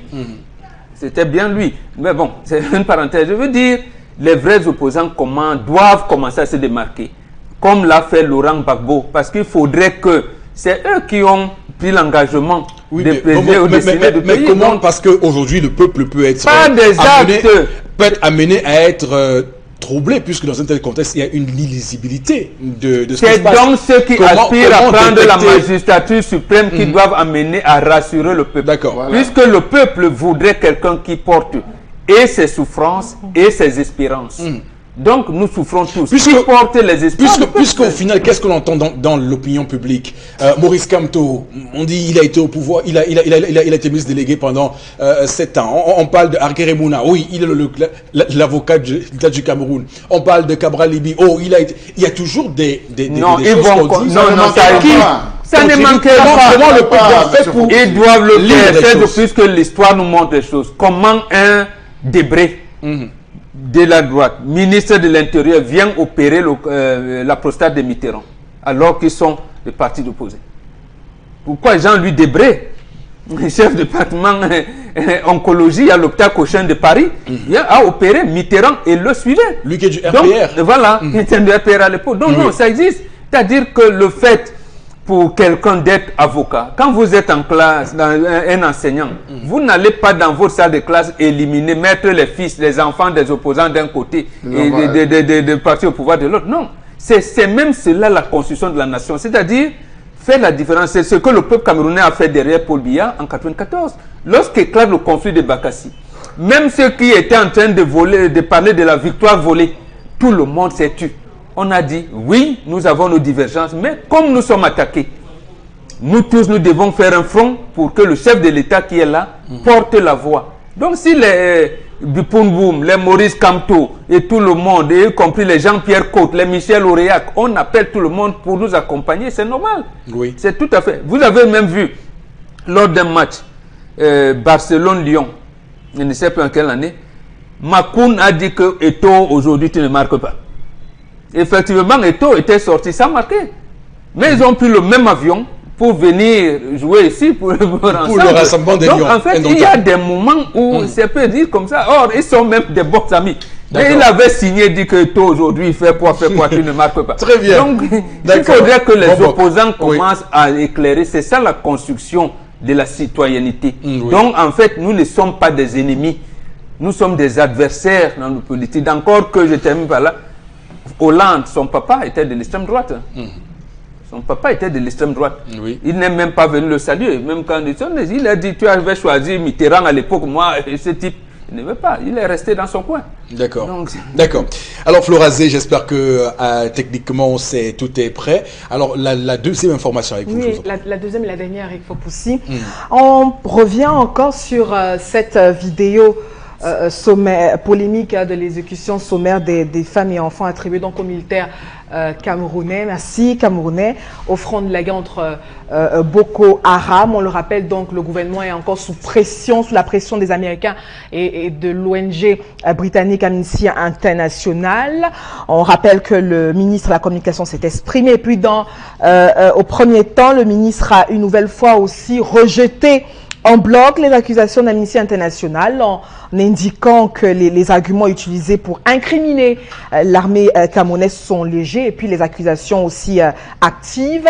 Et il a également indiqué que les différentes prescriptions du chef de l'État étant l'ouverture d'une enquête approfondie chargée de faire donc la lumière sur cette affaire et en cas de faits avérés, on le rappelle, les auteurs seront donc interpellés, traduits en justice et punis avec la plus grande fermeté. Alors le ministre Issa Chiroma également a fait savoir que le gouvernement a donc lancé un appel à témoins, ce qui continue de faire le buzz sur la toile, afin que toute personne donc détenant des informations susceptibles de contribuer à l'évolution, à la manifestation de la vérité, identifier même les auteurs et donc prier de prendre la tâche avec la commission d'enquête. Et puis sur la toile même on a ce numéro 222 23 43 84 et le 222 22 64 97. Éric Fopoussi. Voilà, Florazé, merci beaucoup à vous. Alors on va avec vous en Bengan parler encore de cette vidéo d'exécution sommaire pour dire clairement ce matin que c'est la deuxième communication en l'espace de moins de 8 jours de Issa Chiroma Bakari, le ministre de la Communication, sur ce sujet. Ça vous surprend? Non, non, ça ne me surprend pas. Je pense que le gouvernement a plus d'éléments que nous. Oui. Mais il faudrait seulement que demain, après les résultats de l'enquête, s'il s'avère que c'était les éléments de nos forces de défense et de sécurité, même là, ça ne va pas, j'allais dire, discréditer nos forces de défense et de sécurité, puisque, en fait, il peut arriver, ça arrive partout, en cas de guerre asymétrique, on ne sait pas qui peut quoi. Il peut avoir des éléments des forces de défense. On a vu ça même chez les Français, les Américains et tout ça arrive, et que sur le plan interne, on fasse des mesures, on prenne des sanctions à l'égard de ces éléments. Mais si ce ne sont pas nos forces de défense, si c'est ailleurs, et là, je dirais le gouvernement aurait raison. Mais d'un cas comme de l'autre, j'ai dit, pour les forces de défense, ça ne les discrédite en rien. Parce que vous avez vu ici des situations où même les fillettes de 8 ans, on leur donnait des ceintures explosives qui venaient dans des mosquées, qui venaient exploser et tout. Donc, à ce moment, c'était ça, ce n'était pas ça, je n'en sais rien. Mais il faudrait attendre les résultats de la commission d'enquête qui va nous dire. Mais moi, je reste, j'allais dire, derrière notre armée, parce qu'il peut avoir des dérapages, même si les faits sont avérés, des tas psychologiques, parce que, en fait, lorsque vous êtes en guerre, il faut vraiment être un surhomme. Et surtout, pour notre pays où, à 18 ans, une jeune fille, un jeune garçon s'engage à défendre son pays, alors qu'il n'a même pas le droit de vote. Il lui est interdit de choisir les dirigeants de son pays. Mais lui, il est au front. Il met sa vie en jeu. Donc, vous voyez, sur le plan psychologique, il peut y avoir des situations. Moi, je demandais seulement au gouvernement d'être peut-être un peu mesuré en attendant que l'enquête indépendante qui soit faite. Et maintenant, si c'est Amnesty International et le REDAC qui ont raison, j'ai dit, moi je continuerai à soutenir les forces de défense.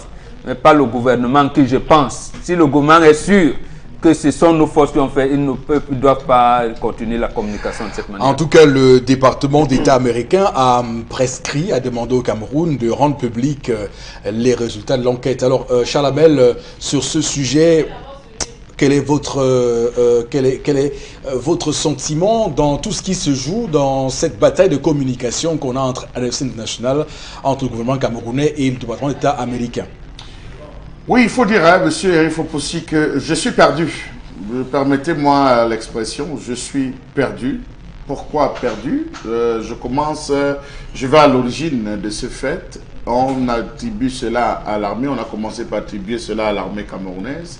Après ça, on a eu une autre réaction qui nous a dit c'est pas du Cameroun, c'est les Maliens, c'est l'armée malienne.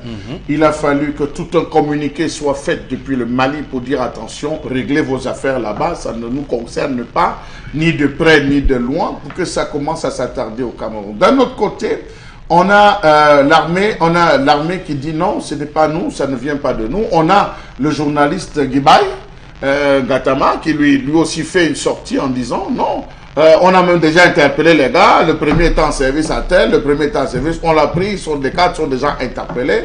On a une sortie du ministre de la Communication qui dit non, non, vraiment arrêtez vos histoires, ça c'est pas une histoire vraie et tout.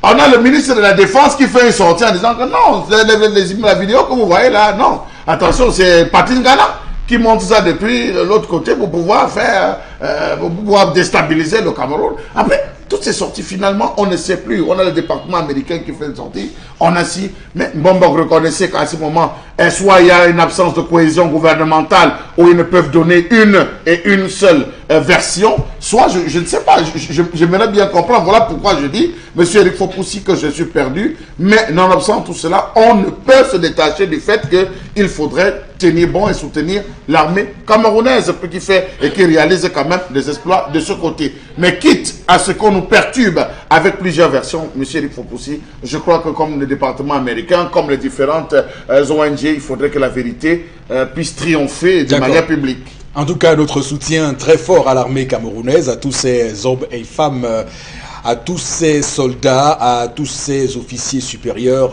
qui font la fierté de l'armée camerounaise, absolument. Donc notre soutien total et sans réserve pour l'armée camerounaise. Et pour sortir de ce sujet, dire clairement qu'il n'y a pas de mal à reconnaître que 2-3 éléments se sont égarés, qu'il y a eu 2-3 brebis galeuses, voilà, de les sanctionner, de les extirper de la bonne masse de cette armée camerounaise. Alors, Florazé, merci infiniment à vous pour cette revue des réseaux sociaux. On va prendre l'autre information. Oui, Eric Fopoussi, la troisième et la toute dernière, en tout cas pour cette journée. C'est notamment une situation très troublante pour les populations de la ville de Douala, précisément même à Bonabéry, où on a vu des rafles s'enchaîner, s'orchestrer, des perquisitions même de domicile, des interpellations, et puis les populations ont même vu dans certains domiciles, voire même leurs différents appareils emportés, on demande des factures et autres. Sauf que la population se demande bien qu'est-ce qui se passe réellement, qu'est-ce qui se cache dans ce type d'actes posés donc par la police. Ils ont besoin d'explications. C'est-à-dire qu'on arrive chez vous, donc on procède par des... Vous savez ce que c'est qu'une rafle. Donc maintenant, au-delà de la rafle, on vous demande des factures de tel ou tel autre appareil. On a même vu on a emmené même certaines personnes sur quoi ils n'avaient pas de carte d'identité, pourtant ils avaient des récépissés, et on connaît encore la situation très critique de l'accès à la carte ou délivrance à la carte d'identité au Cameroun. Donc ça devient un peu très troublante, et puis les populations sont à la fois très étonnées, un peu même apeurées par rapport à cette situation, Eric Fopoussi, et puis qui continue aussi d'interroger même nos chers internautes sur la toile. Alors, j'aimerais surtout dire que l'image qu'on a, c'est l'image de Yaoundé. C'est pas l'image d'une illustration. Oui, c'était juste une illustration. Oui, merci à la réalisation. C'est juste que c'est juste une illustration, pour qu'on ne dise pas qu'on a montré l'image de Bonabéry sur Equinox, et que c'est l'image de Yaoundé, parce que vous savez, sur les réseaux sociaux, ça va très vite. Donc, ça va dans tous les sens. Alors, Chalabel Bachou, sur cette actualité. Alors, moi, je pense, M. Eric Fopoussi, que, premièrement, ils s'y prennent mal. Pourquoi est-ce qu'ils s'y prennent mal? Pour la simple raison que lorsqu'il y a une opération comme celle-là menée dans un quartier, la première des choses, c'est se rapprocher du chef du quartier, M. Eric Fopoussi, de signifier au chef de quartier que quand même, l'auxiliaire, entre guillemets, de l'administration de ce côté, qui aura des opérations qui vont être menées dans votre quartier. Il y a X ou Y qui ont déposé des plaintes, nous avons reçu des plaintes, nous sommes en lieu de penser qu'il peut y avoir une poche de X ou une poche de Y, des opérations seront menées, tenez-le vous, et surtout, précisez, M. Eric Fopoussi, que toutes ces descentes devraient être faites avec les autorités du dit quartier, c'est-à-dire le chef de quartier qui descend, face à certains descendants, dit non, calmez-vous, allons, je suis présent, je fais foi. Mais dans la zone de Bonabéry, ce qui nous revient, c'est que c'est des rafles à répétition. Dans ces rafles à répétition, parfois on débarque chez vous, on vous récupère devant même votre barrière, on vous demande d'entrer. Non, ma carte à l'intérieur, monsieur, vous n'entrez plus. Suivez-nous comme nous allons à l'immédiat. Votre téléphone portable, présentez-nous la facture. La bouteille à gaz que vous avez, présentez-nous la facture. Le tapis qui est au sol, présentez-nous la facture. Votre salon qui est là, présentez-nous la facture. Auquel cas, en fait, certaines pièces de matériel sont emportées. Quand même, il faut se poser une question, monsieur Eric Fopoussi. Vous arrivez dans une zone, la bouteille à gaz, combien de cartes, même la montre que vous avez sur vous, est-ce que vous détenez le reçu d'une éventuelle montre? Quand vous descendez dans les brocantes pour acheter certains produits. Ça pose un énorme problème. Un problème de mentalité et un problème sociologique au Cameroun. Débarquer chez un individu sans aucune autorisation. On ne sait pas qui débarque, on ne sait pas quel est le motif, on ne se présente même pas chez l'individu. Et de sur quoi vous avez des gens qui vous présentent une carte nationale d'identité en disant voici mon récépissé. Le récépissé de ma carte nationale d'identité, je l'ai fait depuis janvier. Ce n'est pas sorti. Voilà, on a tellement mis des cachets de prorogation qu'on ne sait même plus où on va mettre les prorogations. Vous m'arrêtez. Par rapport à quoi vous interpellez quelqu'un qui vous donne un récépissé? Est-ce que ça veut dire que le récépissé n'est plus reconnu comme étant une pièce? Autant d'interrogations à laquelle on se retrouve. De quoi? Qu'est-ce qui se passe? Qu'est-ce qui en retourne? Les populations ne sont pas informées. Et en plus, là, on ne sait pas. Que cherche-t-on? Les objets volés, les évadés des prisons. Qui cherche-t-on? Y a-t-il les forces de défense et de sécurité soupçonnent-ils tel qu'il y a un gang qui serait dans les parages? On ne sait pas. Donc à ce moment, je dis c'est le procureur qui devrait, même si sur le plan tactique, on ne voudrait pas dire on ira dans la zone de Mabanda, bloc tel. On peut préparer l'opinion à des rafles. Là, le procureur dit, chers compatriotes, par rapport à la situation telle chose, ne soyez pas surpris qu'on vous interpelle, que les rafles soient dans des quartiers, donc soyez ici. Non, on parle de tout le monde. On ne saura pas si c'est à Bonabéry, si c'est à Lobaba, si c'est, je ne sais pas, à Village et tout. Il parle, le procureur de la République s'adresse aux populations. Vous qui avez, si vous avez peut-être qu'au port, des bandits, les gens mal intentionnés sont venus casser, je ne sais pas moi, les conteneurs tel endroit, ou bien et tout, c'est quelque part, vous dites, restez tranquille. Si vous avez des factures de vos, mettez-les de côté, même si vous sortez, que celui qui reste à la maison est des trucs. Mais si c'est les cartes d'identité, on vous dit vraiment, vous qui n'avez pas, on sait que les dates de prorogation pour certains sont arrivées à expiration, vraiment, après faites ici pour que... Mais ici, on ne dit rien. Les gens débarquent là. En tout cas, c'est clair que tout ceci a un parfum de rumeur qui court beaucoup parce que j'ai vu des informations qui disaient qui faisaient état de ce qu'il y aurait des cellules dormantes des sionistes à Douala. Peut-être aussi que ce serait pour ça. Je me pose des questions d'ailleurs en ce sens-là. Donc il y a la rumeur, il faut communiquer. Il ne faut pas qu'on il faut communiquer sur ce sujet-là. Florazé. Oui, Eric Fopoussi. Moi, c'est vrai, vous savez que ce type d'initiative serait peut-être encouragé, mais si c'était fait sans appeler la population, parce qu'on dit qu'il y a un fossé justement entre nos forces de maintien de l'ordre et les populations qui sont terrorisées quand on est face à un homme en tenue. Donc, je suis d'accord avec Armé, donc je suis d'accord avec Mombok qu'il faut une simple communication pour justement encadrer même l'aspect psychologique mental du citoyen. Et même qu'on sait qu'il y a des foyers de vandalisme ici, non? Un foyer de drogue et autres. On a aussi besoin que ce type d'engagement, de perquisition, lorsqu'il y a des gars qui fument le banga et tout ça, ça rassure les populations. Notre police est à nos côtés. Mais rassurer les populations. Pendant le commandement opérationnel, on demandait aux gens, même pour aller acheter les beignets, munissez-vous, soit vous munissez soit de votre carte d'identité, soit de votre carte professionnelle si vous êtes un travailleur. Tous ceux qui sortaient, même pour rester même au bord de route, avaient les badges et avaient tout pour être protégés. Mais si vous n'êtes pas averti, on sait que quelqu'un, il y a des gens qui restent chez eux torse nu avec le short, qui nettoient un peu la cour, qui font des exercices physiques. On arrive seulement dit monsieur en silence, suivez-nous. Attendez, je prends monsieur, vous n'entrez plus chez vous, suivez-nous. Et les téléviseurs qui sont pris, on sait savoir quoi dedans, monsieur et les faux. Toujours les proches de résistance. D'accord. D'accord, merci beaucoup pour cette revue des réseaux sociaux, Florazé. Et merci également sur le plateau. On va aller chercher interpellation pour cette matinée. On va d'abord regarder l'élément qui a été tourné par Cédric Chouna et on revient pour les commentaires en plateau.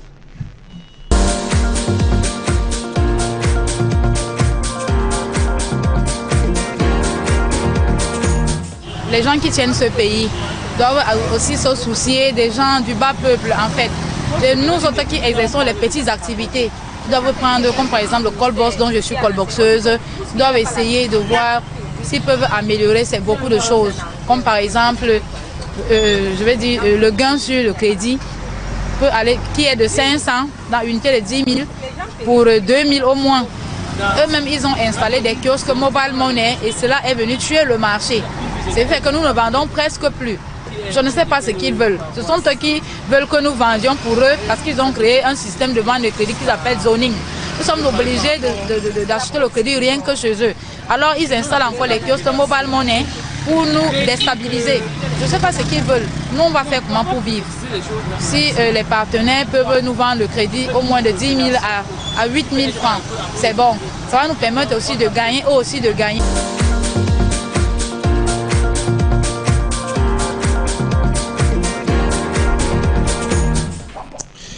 Donc, retour sur le plateau sur la question de ce peuple qui suffoque et qui crie donc vers ses dirigeants pour avoir un peu d'attention et qu'on puisse entendre ses revendications, ses souffrances, ses supplications, parce que ce peuple-là donc est dans la pauvreté et dans la misère et n'arrive pas à joindre les deux bouts, malgré, on va le dire, quand même une classe moyenne qui commence à se constituer au Cameroun, même si là encore on peut y retrouver des motifs de découragement. Bon, Bengan, la compatriote ce matin fait état de souffrances réelles qu'elle a au quotidien dans son activité. D'ailleurs, elle est une colboxeuse, l'une des créations du renouveau.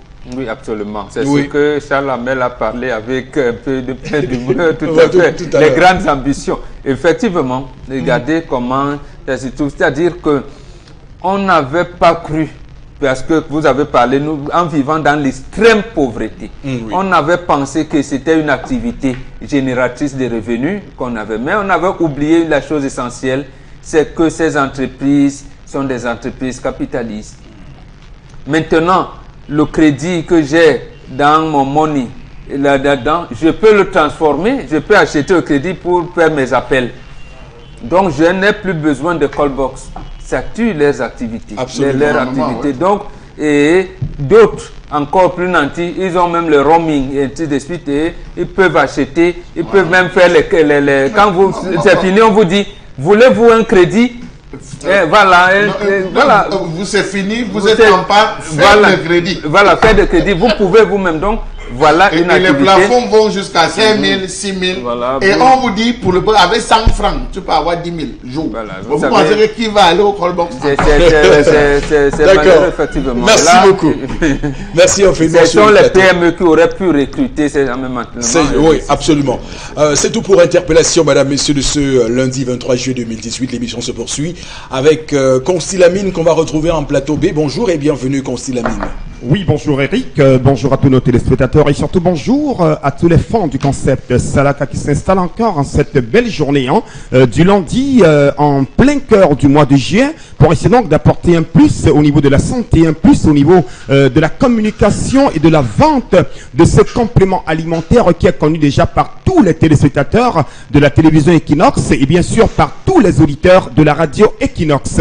Alors ce matin, je m'adresse encore à vous qui me regardez en ce moment. Ah ben oui, vous avez le diabète, vous avez des problèmes de tension, vous avez des problèmes d'articulation, vous avez bien sûr les problèmes, bien sûr d'inflammation. C'est donc l'occasion plus que jamais de commander dès à présent ce complément alimentaire qui fait bien sûr la fierté de tous les téléspectateurs de la télévision Equinox. C'est bien entendu le Vonbio Oméga 3, encore appelé Fish Oil, qui est donc ce complément alimentaire qui nous vient tout droit des laboratoires Cedorex et commercialisé au Cameroun et en Afrique par le concept Salaka, conduit de main de maître par son promoteur Constilamine. Alors, c'est important, chers téléspectateurs, de consommer l'oméga 3. Ah ben oui, j'ai dit bien, c'est très important. Ceux qui ont des problèmes de diabète, plus besoin de se plaindre, plus besoin de chercher de midi à 14 heures. La solution idéale est indiquée pour réduire les complications du diabète, c'est de consommer régulièrement le Vonbio Oméga 3. Le Vonbio Oméga 3 vous permet également, chers téléspectateurs, de prévenir les AVC. Ah ben oui, pour être à l'abri des AVC, plus besoin de se casser la tête. Une seule solution, c'est de consommer le Vonbio Oméga 3. Également, l'Oméga 3 nous permet également de réguler le taux de cholestérol dans le sang, de réduire naturellement la pression artérielle pour ceux qui ont des problèmes de tension. Le Vonbio Oméga 3 permet également de faciliter la guérison des inflammations. Ah ben oui, écoutez-moi très bien, suivez mon regard. Je dis bien, en consommant l'oméga 3, vos inflammations vont bien entendu, c'est-à-dire auront une facilité au niveau de la guérison. Le 22 oméga 3 vous permet également, chers téléspectateurs, de rendre de plus en plus souple vos articulations. Il nous permet également d'être à l'abri de cette maladie liée au vieillissement, notamment l'Alzheimer. Le 22 oméga 3 nous permet également, chers téléspectateurs, de garder la bonne humeur en longueur de journée. Voilà donc quelques avantages qui s'affichent d'ailleurs à l'instant à l'écran, qui sont liés à la consommation régulière du 22 oméga 3. Vous le savez déjà très bien que quand je passe dans cette émission, c'est pour la qualité. Quand je passe dans cette émission, ce n'est pas pour dire du n'importe quoi. Je viens parce que l'oméga 3 est un complément alimentaire qui fait déjà la fierté de tous les téléspectateurs de la télévision Equinox et bien sûr de tous les auditeurs de la radio Equinox. Alors la question est la suivante. Où la voir? C'est bien entendu du côté du magasin 1001 tapis, qui est donc le point de vente par excellence de ce complément alimentaire pas comme les autres. Oui, je vous le rappelle, je vous le jure, je vous le dis en toute vérité, vous êtes diabétique. Vous me regardez en ce moment, retenez très bien qu'en consommant régulièrement le 22 oméga 3, votre diabète ne va plus jamais se compliquer. L'oméga 3 nous permet de prévenir les AVC. Alors, chers téléspectateurs, le numéro de téléphone s'affiche à l'instant au bas de l'écran. Vous êtes à Yaoundé, vous êtes à Garoua, en Guélémendouka, à Bafia, à Meyomé, quelle que soit la ville où vous êtes, une seule solution, c'est de consommer le 22 oméga 3. On n'a pas besoin de partir de Yaoundé pour le point de vente de Douala. Restez dans votre ville, dans votre pays, dans votre quartier et passez la commande au numéro de téléphone qui s'affiche à l'instant au bas de l'écran. Et je rappelle que le prix n'a pas changé. C'est 5 000 pour une boîte de 30 gélules. Je dis bien 5 000 francs pour une boîte de 30 gélules. Et je ne saurais partir ce matin sans dire merci et un bonjour particulier au fondateur de l'Institut supérieur, c'est-à-dire les Armandins, du côté bien sûr de Yaoundé, ce brave fondateur qui nous écoute en ce moment. Merci à vous, monsieur le fondateur, et merci de faire confiance à la télévision Equinox et Radio Equinox. Merci une fois de plus au fondateur de l'Institut supérieur, l'émission les Armandins. C'est le 10-12, le Zénith qui se poursuit, Consilamine qui n'est plus en plateau depuis au moins 5 minutes, il faut le dire. Alors, donc je rigole. Alors, Florazé, avec vous, on va prendre quelques messages pour sortir de cette émission ce matin. Alors, les SMS. Oui, bien sûr. Ouais. Alors, cette première réaction, c'est un marabout pour faire une telle... Je pense que... On va parler de marabout ici. Alors, ma déception, quand j'entends tous ces manquements, ça nous pousse à dire qu'on n'aura plus d'espoir pour un Cameroun meilleur. La question des grandes réalisations de Charles-Amel Mathieu ce matin. Ça pousse plutôt aux citoyens, ça pousse plutôt au travail. C'est une invite au travail en disant que nos enfants seront comment. Donc on se met à travailler pour que leur avenir soit meilleur, soit radieux. Oui. Ok, Florazé. Autre réaction, on devrait intégrer, en ingénierie, chacun doit intégrer selon sa formation que nous voulons réaliser avec un docteur comme délégué auprès, comme délégué, on devrait intégrer tous les jeunes avec leur formation dans le circuit de travail. Autre réaction ce matin, les ministres et les présidents de différentes entreprises de ce pays sont égoïstes. Autre réaction ce matin, la communauté de Douala, un ingénieur en chaudronnerie comme Mini, je sais pas si le SMS n'est pas totalement terminé. Autre réaction, la santé publique au Cameroun est en creux. Voilà. Autre réaction ce matin, il y en a tellement, j'espère, nous devons développer, nous ne devons pas être dans la misogynie. Voilà. Parlons de l'opposition camerounaise. Autre réaction. Dans l'autoflagellation ou bien la misogynie? Moi, c'est le chef de l'État qui est misogyne. Il vient de nommer les secrétaires généraux des ministères. Je voudrais que les femmes... Il a oublié les femmes. Oui. En tout cas, le principe de parité tel qu'on le voit désormais se développer dans d'autres pays comme la France où on... Moi, je prends le Rwanda. La France est très loin. Prenons le Rwanda. Oui, maintenant, c'est à vous de prendre le Rwanda. Je prends les références que je maîtrise le mieux. C'est très loin. Voilà. Alors, d'autres réactions ce matin. Non, j'ai eu celle-ci. Autre réaction, enfin, c'est quelle honte pour l'opposition camerounaise. C'est vraiment une honte. C'est tout est zéro réalisation, comme Charles Hamel l'a si bien dit. Donc voilà justement le risque qu'on va avoir, c'est qu'on va jeter l'opprobre sur toute l'opposition camerounaise. Et il y aura alors qu'il y a une opposition alimentaire. Et c'est plutôt bien de savoir qui est opposant alimentaire. Et on reste avec les autres. Justement, je pense que nous sommes dans un schéma politique. Oui, il y a une opposition alimentaire. La politique du ventre. Voilà. Le mapartisme. Voilà, tout à fait. Voilà, absolument. Oui, Florazé, un dernier message, je vous en prie. Voilà.